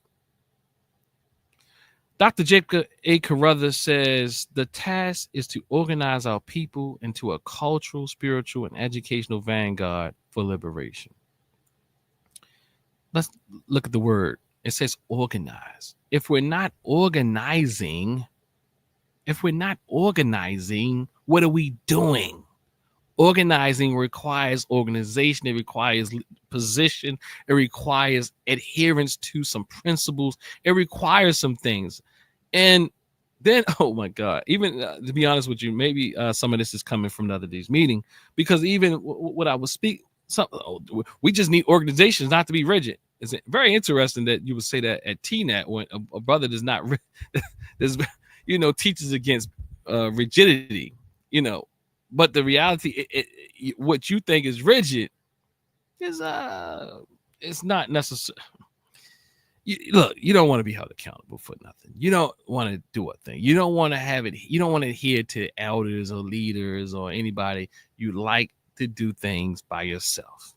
It's very clear. I'm really good at relationships. I tell Queen this all the time. Me and her fussing off the camera. I'm really good at relationships. I had to tell Queen this the other day. I'm good at relationships, Queen. I am. No, hold on. She's still there. She frozen. Yeah, I am. I'm good at relationships. I'm sorry. I mean, I'm good at them. I'm just because I'm saying something to you that not Queen. I'm talking to different people now. But just because I'm saying something that doesn't feel good to you doesn't mean I'm not good at relationships. That's the reason why I'm good at relationships. I'm good at relationships because I know how to articulate my feelings. Because other than that, you keep them in and I blow up, and then you be like, who what did he say?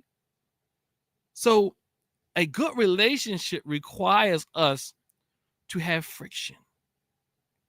It requires us to have the ability to argue even. I know people arguing. I don't argue. Well, if you don't argue, you ain't in nobody's relationship. If you don't have a disagreement, you ain't in nobody's relationship. If you don't get mad sometimes, you ain't in no real relationship. And when it's tested, you will realize that there's some growth that needs to happen.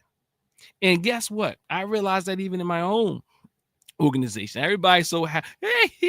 You want to be happy all the time. That is not realistic. One, I mean, you can have what they call a peaceful core, but just to not have disagreement or conflict, that is not a good relationship, and is a recipe for failure. Whether that is your family, whether that is your community relationship, whether that is your organization, collective, wherever it is, your job. If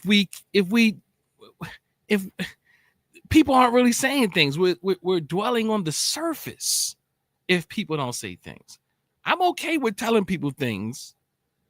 But what I realized, let me tell you the reality, Queen, what I found back in the day in organizing. Then I'm a person, I'm gonna tell you, well, you could have did better. You could have did better. We let down here. We could have did this. We should have did this. Oh, why did you say that to them? Oh, they did a great job. Oh, they did a great job. They did. Yeah, I'm not saying they didn't do all that. They did. They did all of that. Great. That was awesome. But the reality is, oh, you need me to bring you back up? Okay. The reality is this. We also need to speak about the things that we didn't do so great. I tell people, look, tell me. Oh, I don't want to tell you because I just think it's not worth it. And no, that ain't how relationships get down.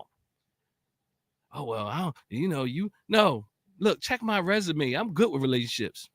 I'm sorry. I don't mean it like that. I'm not mincing my words. I love my daddy. I love my mommy. They love me. I love my wife. I've been with her since I was 16. I have a bunch of people that I work with. They still respect me. I don't have a bunch of people just falling out. They probably don't like that I'm talking about some of this. But the reality is you got to talk that talk. Let's talk. If the rock hits you, give me a shout. You dig? Because we got to have the talk.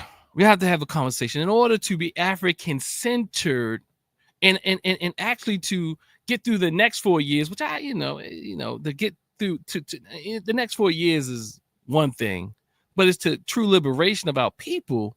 We have to be able to disagree. We have to be able to respect leadership, experience, all these type of things. We need to be able to do that. Queen is going in and out, y'all. My father said, that's right, the gloves off. I don't know which comment he was speaking to. Baba Saw Winkler said. But yeah, it is what it is, family. Who wants to come in here and have a talk with us? You know what I mean? Who wants to come in and have a talk? I mean, I like to hear what y'all got to say out here in these streets, because Sister Queen, that's we supposed to be co-hosts, and she been just hosting. I mean, ghosting. She's been ghosting, not hosting. Yes, Saya. I put the link in the chat. As Queen of B says, don't hold back. Family, come up here and join your brother. Let's have a conversation. The need for Afrocentricity during the next 4 years of Trump. Family, if I stepped on your toes, family, if you feel like I punch you in the rib, give me a shout. Know that I love you. And guess what? I already know my heart. You know my heart. So even question it. If you don't know my heart by now, that's that's something you got to work through. I'm convinced. I'm serious. But, we can have a talk. But it's not even just about me. It's about other people in similar positions and situations to consider as well. I say Sister Queen ain't hosting, she ghosting. Ghosting. But look, I appreciate all your work over there, Sister Queen. You switching 5 devices. You just joined us through your watch now. All that type of thing. And you look cute today. So I mean, why is the camera not working? I don't understand. You got your hat on, and your skin is popping and everything, and all of that. You're drinking your I don't know what you're drinking. What you drinking over there? That's probably why we can't get a stable signal. I don't even know if she can hear me. She ain't smiling, nothing. Anyway, look. Well, he says, Hotel California says, Sister Queen like my last date. Laughing out loud. Ghosting. Family, join me. Join us in the room. Let me put it up there. Sister Queen like my last date. Laughing out loud. Ghosting. All right, family. Let's see what else I can say. Dr. Joy DeGru said we are stronger when we heal our wounds of our past together, reclaiming our history and embracing our collective power. I said it again. Dr. Joy DeGruy says, we are stronger when we heal our wounds together, reclaiming our history and embracing our wounds together. All right, Sister Queen, I'm gonna let you on. I want you to talk a little bit and just oh Lord, talk to the people, Sister Queen. Listen, guys, pardon me. I am ghosting this internet, but I'm going to solve this by next week. This is a powerful conversation, but somebody said, have you spoken to the brothers? I heard you declare the sisters because we are interrupters. We definitely have a lot of pull on our men. If somebody asked me if I talked to the Yeah, brother, did you they, talk to they, the brothers yet? What should they do? they must have 'Cause came on late. I was talking I about the definitely brothers. No, I the was whole talking about time. the yeah. Hey, when I didn't say brother, when I didn't say if I didn't say sisters, I was It's talking to the brothers. brothers.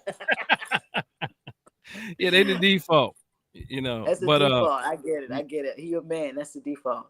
But yeah, definitely, it's about uniting. It's about us recognizing our traumas. I think a lot of times we've medicated ourselves with stuff. We got a good job.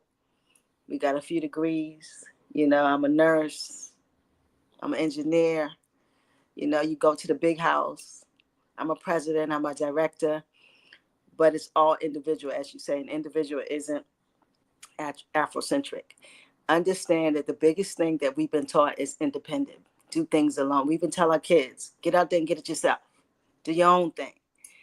And this is a thing that has been very pervasive in the Black community. And we see it every day. And so, Da, you've laid it out tonight, bro.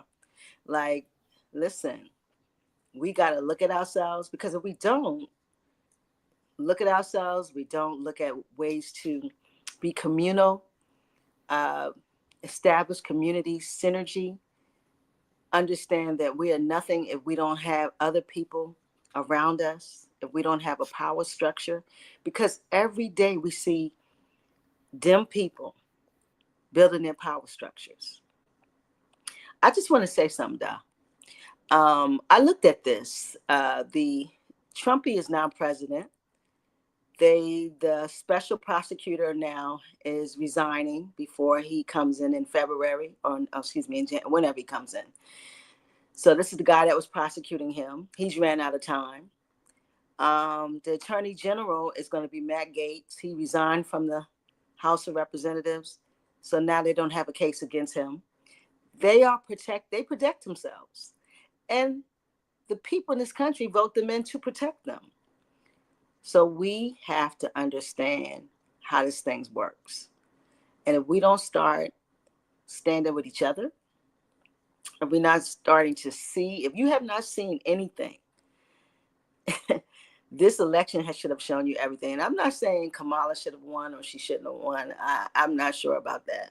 I'm not in love with her Democratic roots neither. But I am seeing what I do see is a crook and his crookery, and all his crookery, all of them boys are doing the damn thing.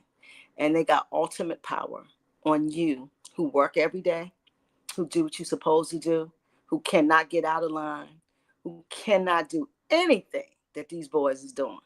So if we haven't seen yet that when you galvanize together, which they're doing, and they're empowered, but we have power in our community.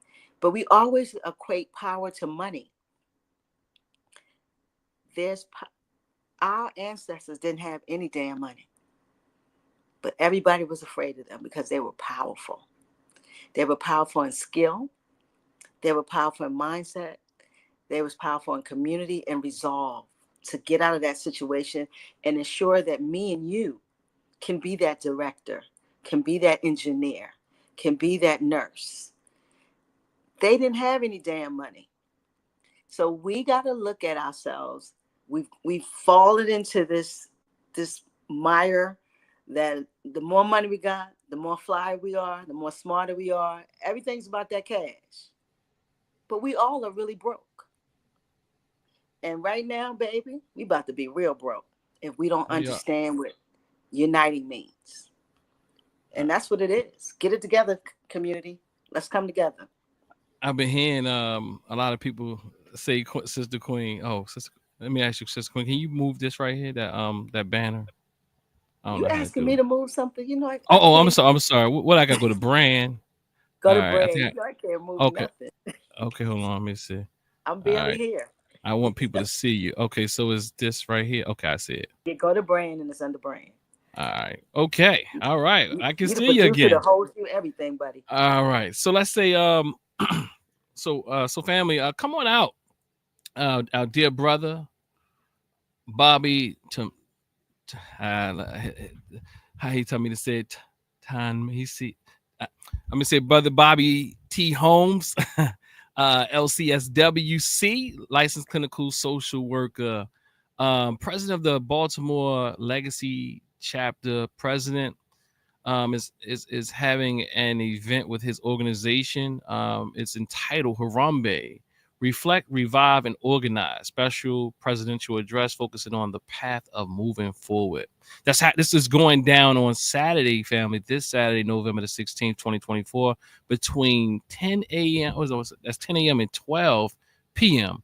at Coppin State University Human Services Building. Family. You can also find this event on Eventbrite. But what I want to do at this moment is also skip to this next slide here, and I want you to listen to our dear elder as I do this, and on some of her wisdom that she posits here. We've heard all of the Can you hear her? the conversations around the elimination of affirmative action, the attack on diversity, equity, and inclusion. We're looking at all of that. But what I understand as an elder, and I am firmly in that position of elder. Let me see if I can back it up and come back. All right, let's go back and see if it does anything differently. We've heard all of the conversations around the elimination of affirmative action, the attack on diversity, equity, and inclusion. We're looking at all of that. But what I understand as an elder, and I am firmly in that position of elder, I'm remembering that way before we had DEI and affirmative action, we were making things happen. We're building community and family. And we were making our way. And I believe now in 2024, pardon y'all, we don't have the time or the energy to wait for someone else to come in and educate us and to teach us and to grow us. This is something that is upon us all. And I am asking everyone out there, are you thinking about replacing yourself? We've heard all of the all right, so that's Dr. Joy DeGrew, family. And any thoughts about that, Sister Queen? She kind of she said exactly what I was saying. I say I should. It's like we're waiting for something, and we're talking, and like you said, like these rappers or these youngsters who got a little bit of, who got some cheddar, who got some chips out here, they got some cash, that validates you. Well, supposedly, right? Supposedly, it's another issue in our community. That you got a little more money than you should have a space, and that's why we listen to rappers, and that's why we are enamored with Beyonce, and we enamored with Rihanna because they got the cash, right? But in all actuality, our community is not going for it as a community. We are watching them and making them richer while we are still here poor, and not even with money. We're poor with thoughts. We're poor with community. We're poor with family. But we're trying to emulate people who are individuals. Right. And even, if I could, even, folks that just, I mean, they might mean well, but it doesn't, like Roland Martin, and it doesn't translate. Like I mean, I tell you to question anybody who can't come up with one negative critique of most. I mean, he might come up with one every every 3 months of a party that he fought for. Like, he will protect everybody, and he knows everything. So that's the difference, right? You like, and this something you should be able to spot that Roland Martin knows everything.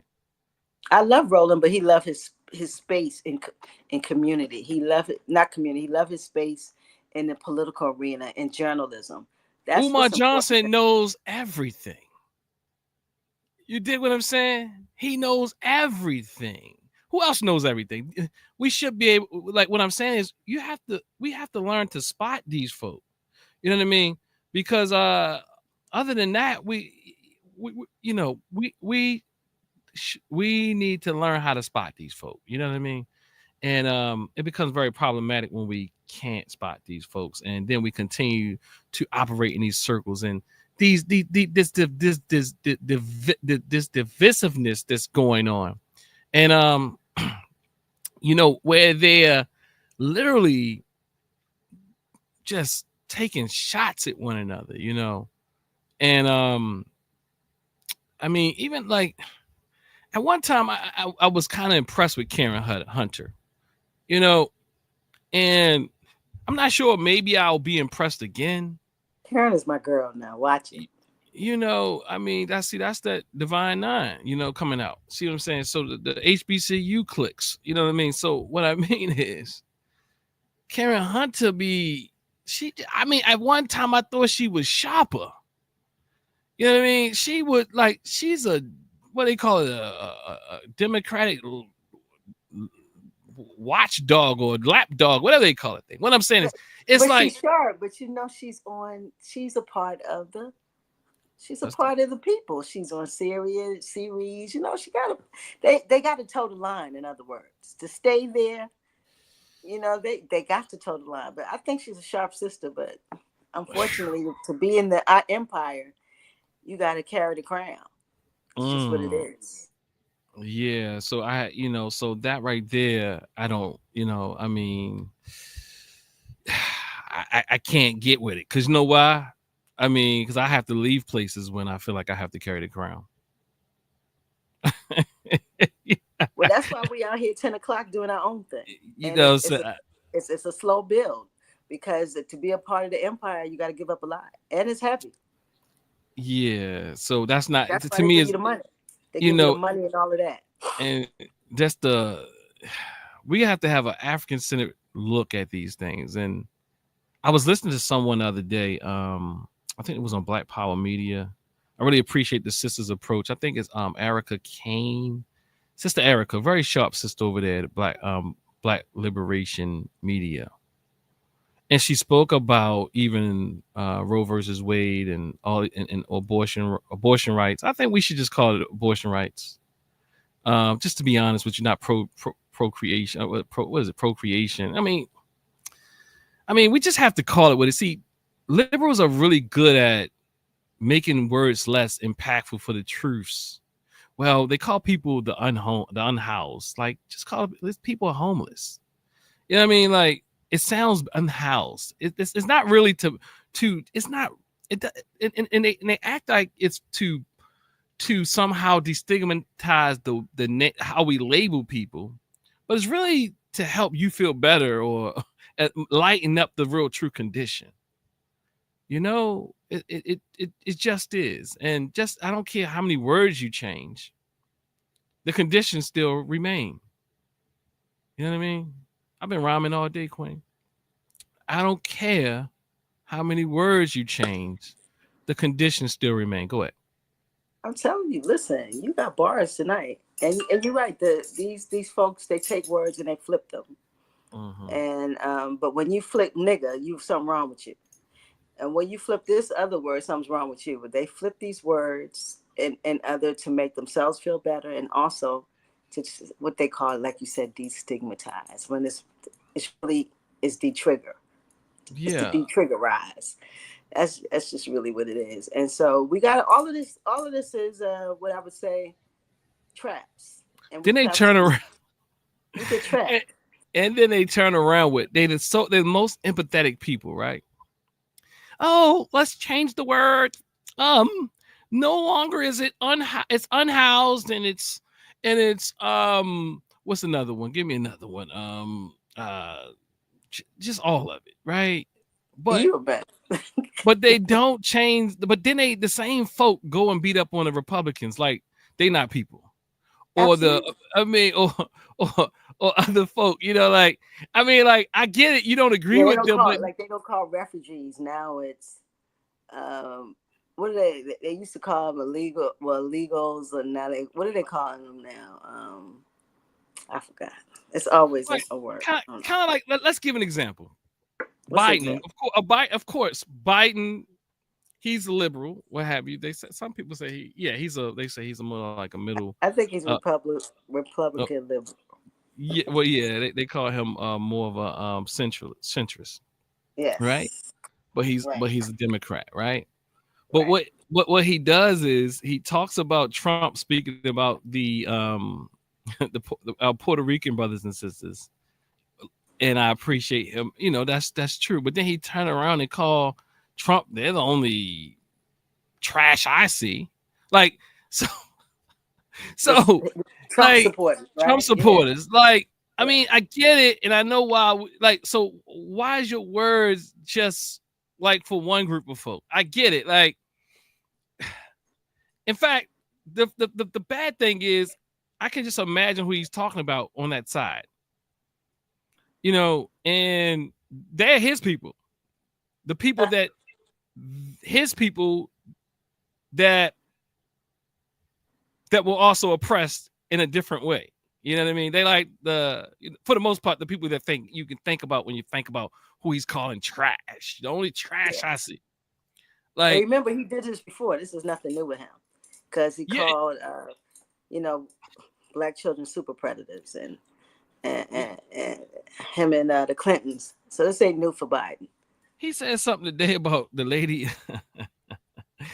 He said something I saw something on a I don't know if it was Instagram, where the lady asked him something about a ceasefire or something, and he's something to her like, "Can," he said, "Do you think before you get out the office you can have a ceasefire?" And he said, "Do you think that camera can hit you in the head that's behind you or something?" Like, Ridiculous. literally, People are literally. dying, and he's playing. It's ridiculous. It's ridiculous. I mean, I know people are going to say, "Well, Trump. I mean, what's his name? Biden is senile, and he just his senility is letting you know a bit about how he talks when nobody's watching. He's Exactly. not." Senility is like him being drunk. And so Yeah. I'm very happy to see him being senile. But listen, he has a history of oppression. Let's be real clear. Just go Yeah. look it up. Yeah. Absolutely. So yeah, family. I'm not going to belabor the point or belabor the night. What I will do is let me see if I got any other jewels to drop We in dropping part on an hour and 52. We're rolling out now. before we Get up out of here. before we get up out of the chair. Um, you know what happened? I think I lost my notes. Oh, I know where it is. I know where they are. Let's see. So, Doc, so we've talked about what we need to do to get to be this Afrocentric space with each other and be more communal. So how do we go about it? How do we actually applicate and go forward? Because a lot of people say, okay, I'm going to work on that. I'm going to heal. I'm going to do some things. But where's the application of, and where does that start? So And how do we go about it? I think this is interesting. I was looking for another nugget from an elder or ancestor. So this elder came up. I think one of the most appropriate to kind of close the show out with is Dr. Malefakiti Asante. Some will say the father of Afrocentricity, especially as a theoretical framework, academic framework. He says to move forward, we must rise with the strength of our ancestors and build our own destiny. So I agree that we must rise with the strength of our ancestors. We must return to those things that work. Much of what's wrong with this society is that we literally are not subscribing to what we're victim to Western propaganda, Western influence, Western culture. And I want to say something that I don't know. I mean, look, I think we might not be listening to some of our elders. And I've heard some elders say for a time that Babylon is falling. I've heard elders say for some time that empire is falling. And some of us probably think that, well, that's just what they've been saying forever. But I think there's some signs out here, including what you see in Trump getting back. And when people know the empire is falling, their anxiety turns up. I'm not sure They if you try to hold on, so they do whatever is extreme to stay there. And that's what, and he's so extreme, it keeps them in a space where they feel safe. So I think that's why you see they have the House, the Senate, and Trumpy, because these folks feel they're really afraid right now. Yeah. And we think that somehow it's all, there might be some things that we have to prepare for, because the empire that we're trying to hold to as Black people is falling. And I don't know if y'all look at international news or not, but Russia, who we've been taught is the worst thing on the earth, and we all believe it, never question it. Why? Because that's one of the greatest indoctrinations that we've also been fed. In China, they're doing some things together, and not just Russia and China, but they have the BRICS, Brazil, Russia. What's the I, y'all? I can't even think about the BRICS, the I in the BRICS, right? But the BRICS. Let's see. Let me pull it up. Brazil, Russia, India, China, and South Africa, and even some other African countries that they're trying to align with, creating a formation. So, Sister Queen, there's some things going on where Russia is even calling out Israel.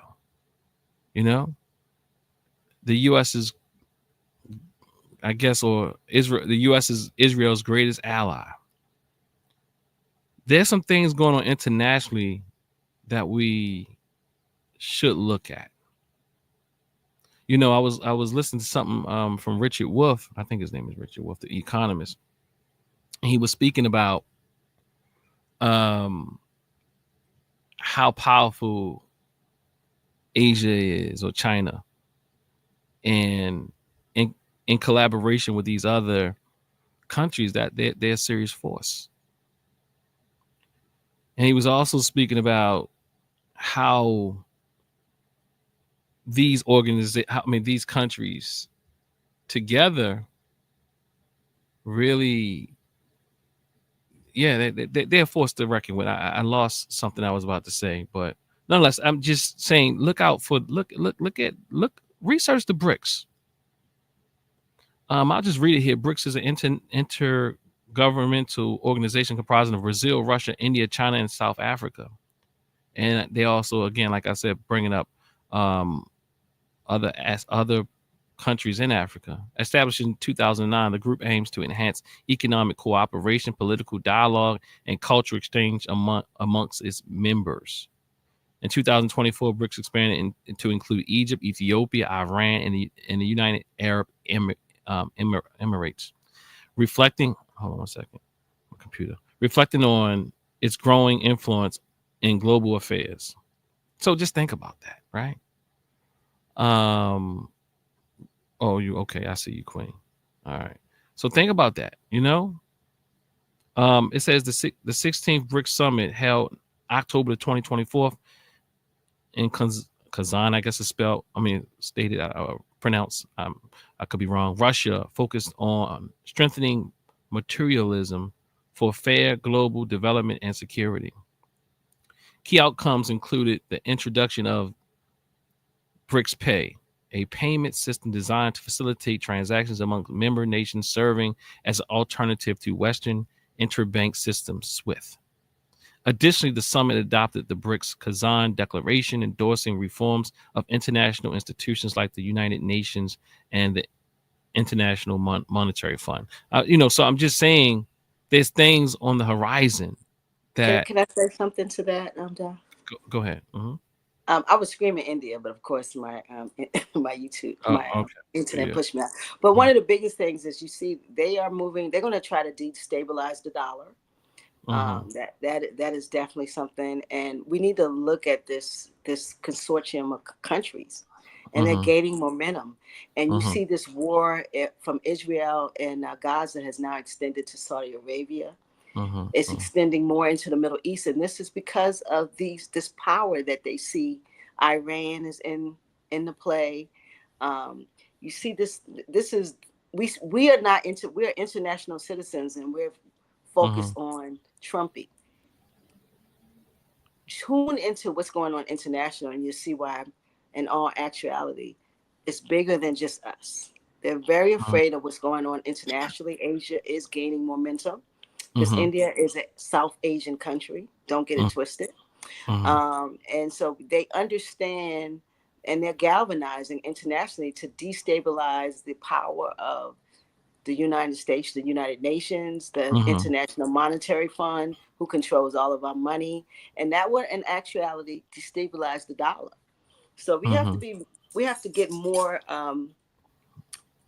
get some more complexity in what we think, and get more international, because this is bigger than just America.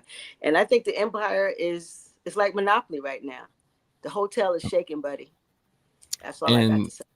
Yeah, and people and we still gonna be all right, though. Yeah, we will be. But the thing that we have to really think about is, when we voting for two parties that are causing hell across the world, what will be the repercussions? And I understand why we are voting, because, like I said weeks ago, some of us don't really want to state it, but we're voting for our own safety or our own protection, and we're not really concerned about what's going on elsewhere. I was listening to Ta-Nehisi Coates, brother Ta-Nehisi Coates on or Ta-Nehisi Coates, right? On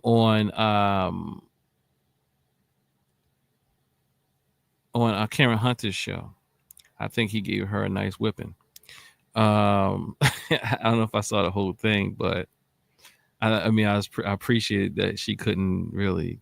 She did not expect what he brought to the table. Yeah, and she was acting a mess. He threw her around the table, baby, with a smile.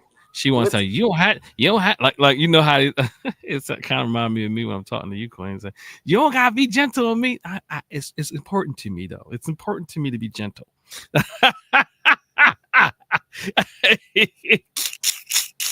It's important. That's what he told her, because she does need some gentleness, because she's too. What is it?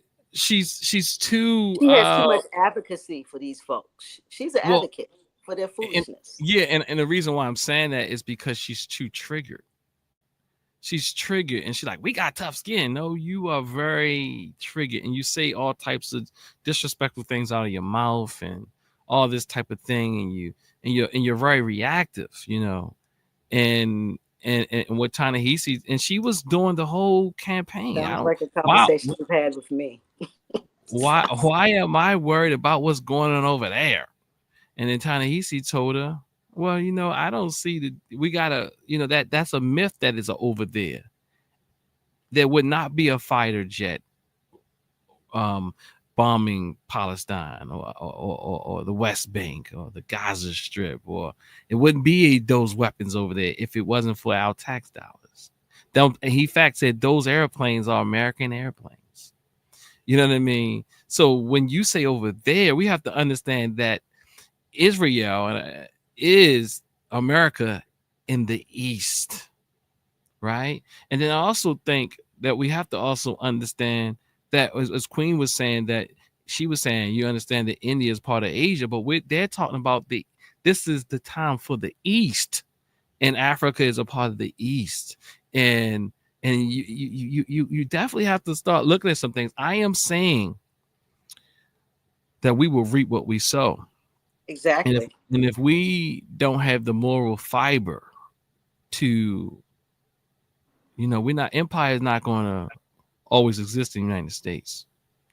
That's why they're fighting like the Houthis because of that waterway.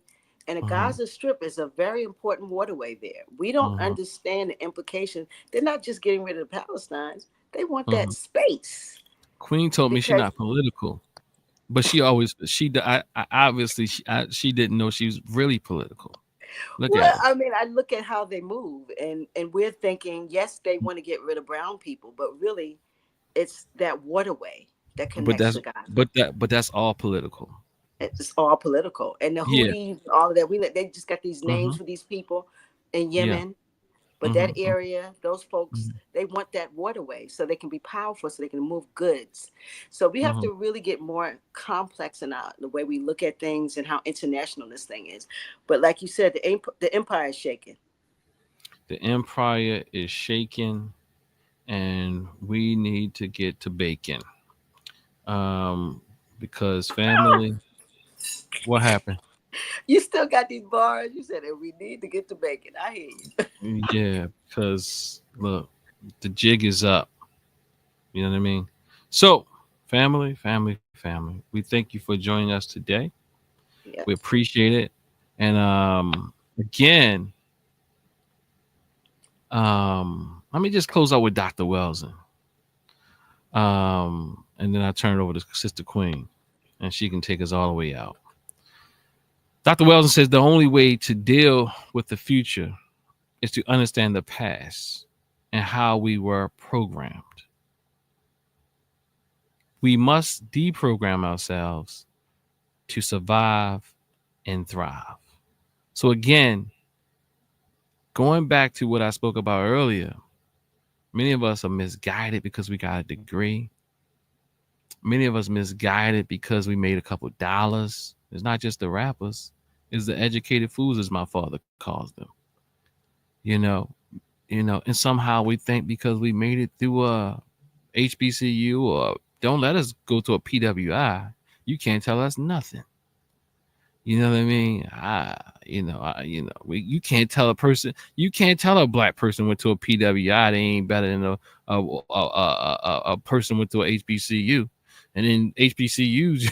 No, I'm not gonna get to that fight. It's a whole fight. You know what I mean? I went to Towson versus Morgan, and and they don't start talking about the other schools. Don't talk about the other ones, the privates and all that. Then they really think they something. And then all those type of things. Yes, I The went through Ivy all the League. Don't forget the Ivy League. oh The all Harvard. the yeah. Don't oh Lord, they ain't even you can't even talk to them. So that I ain't even talking about them. You can't even talk to them. You know what I mean? Unless some people went to Cornell and stuff like that, but you know, and they are you know, yeah. But anyway, Sister Queen. Let me just say that one more time and turn over to you, Dr. Wells, and says the only way to deal with the future is to understand the past and how we were programmed. We must deprogram ourselves to survive and thrive. Organize, family. Organize. Get with an organization. We can't. You look. Organize. Get with good leadership. That's what that show was about. I am positing you have one in me, you have one in Queen, you have one in Baba Imhotep, you have one in Baba Asar, you have one in many people out here. You understand? My brother Montu Abra and many other people who uh you know um good leaders can adhere to other leaders. Ooh. Ashe. Ashe. Family, we really appreciate you guys tonight. I also want to, I'm going to close out, but I also want to say Black Box Radio is looking for new um, partners. We will do the back office. We're looking for folks to come on this platform with their content and have a show once a month or once a week, however you want to do it. We can talk about it. Please hit us up at blackboxradio@gmail.com. Again, we're looking for partners. We're looking for producers. And listen, thank you guys for tonight. We'll be back next Thursday, every Thursday at 10 p.m. This is the Digital Healing Hour. Doc in the Box. We box up and out. Become a part of Deuce it. Embrace it. Become a part of Embrace it. When you claim your Africanness, you're going to get your mind back. Black and I'm proud. Claim your African. Black and I'm proud. I'm telling you. When you claim your Africanness, you're going to get your mind back. Black and I'm proud. Claim your African. Black and I'm proud. I'm telling you.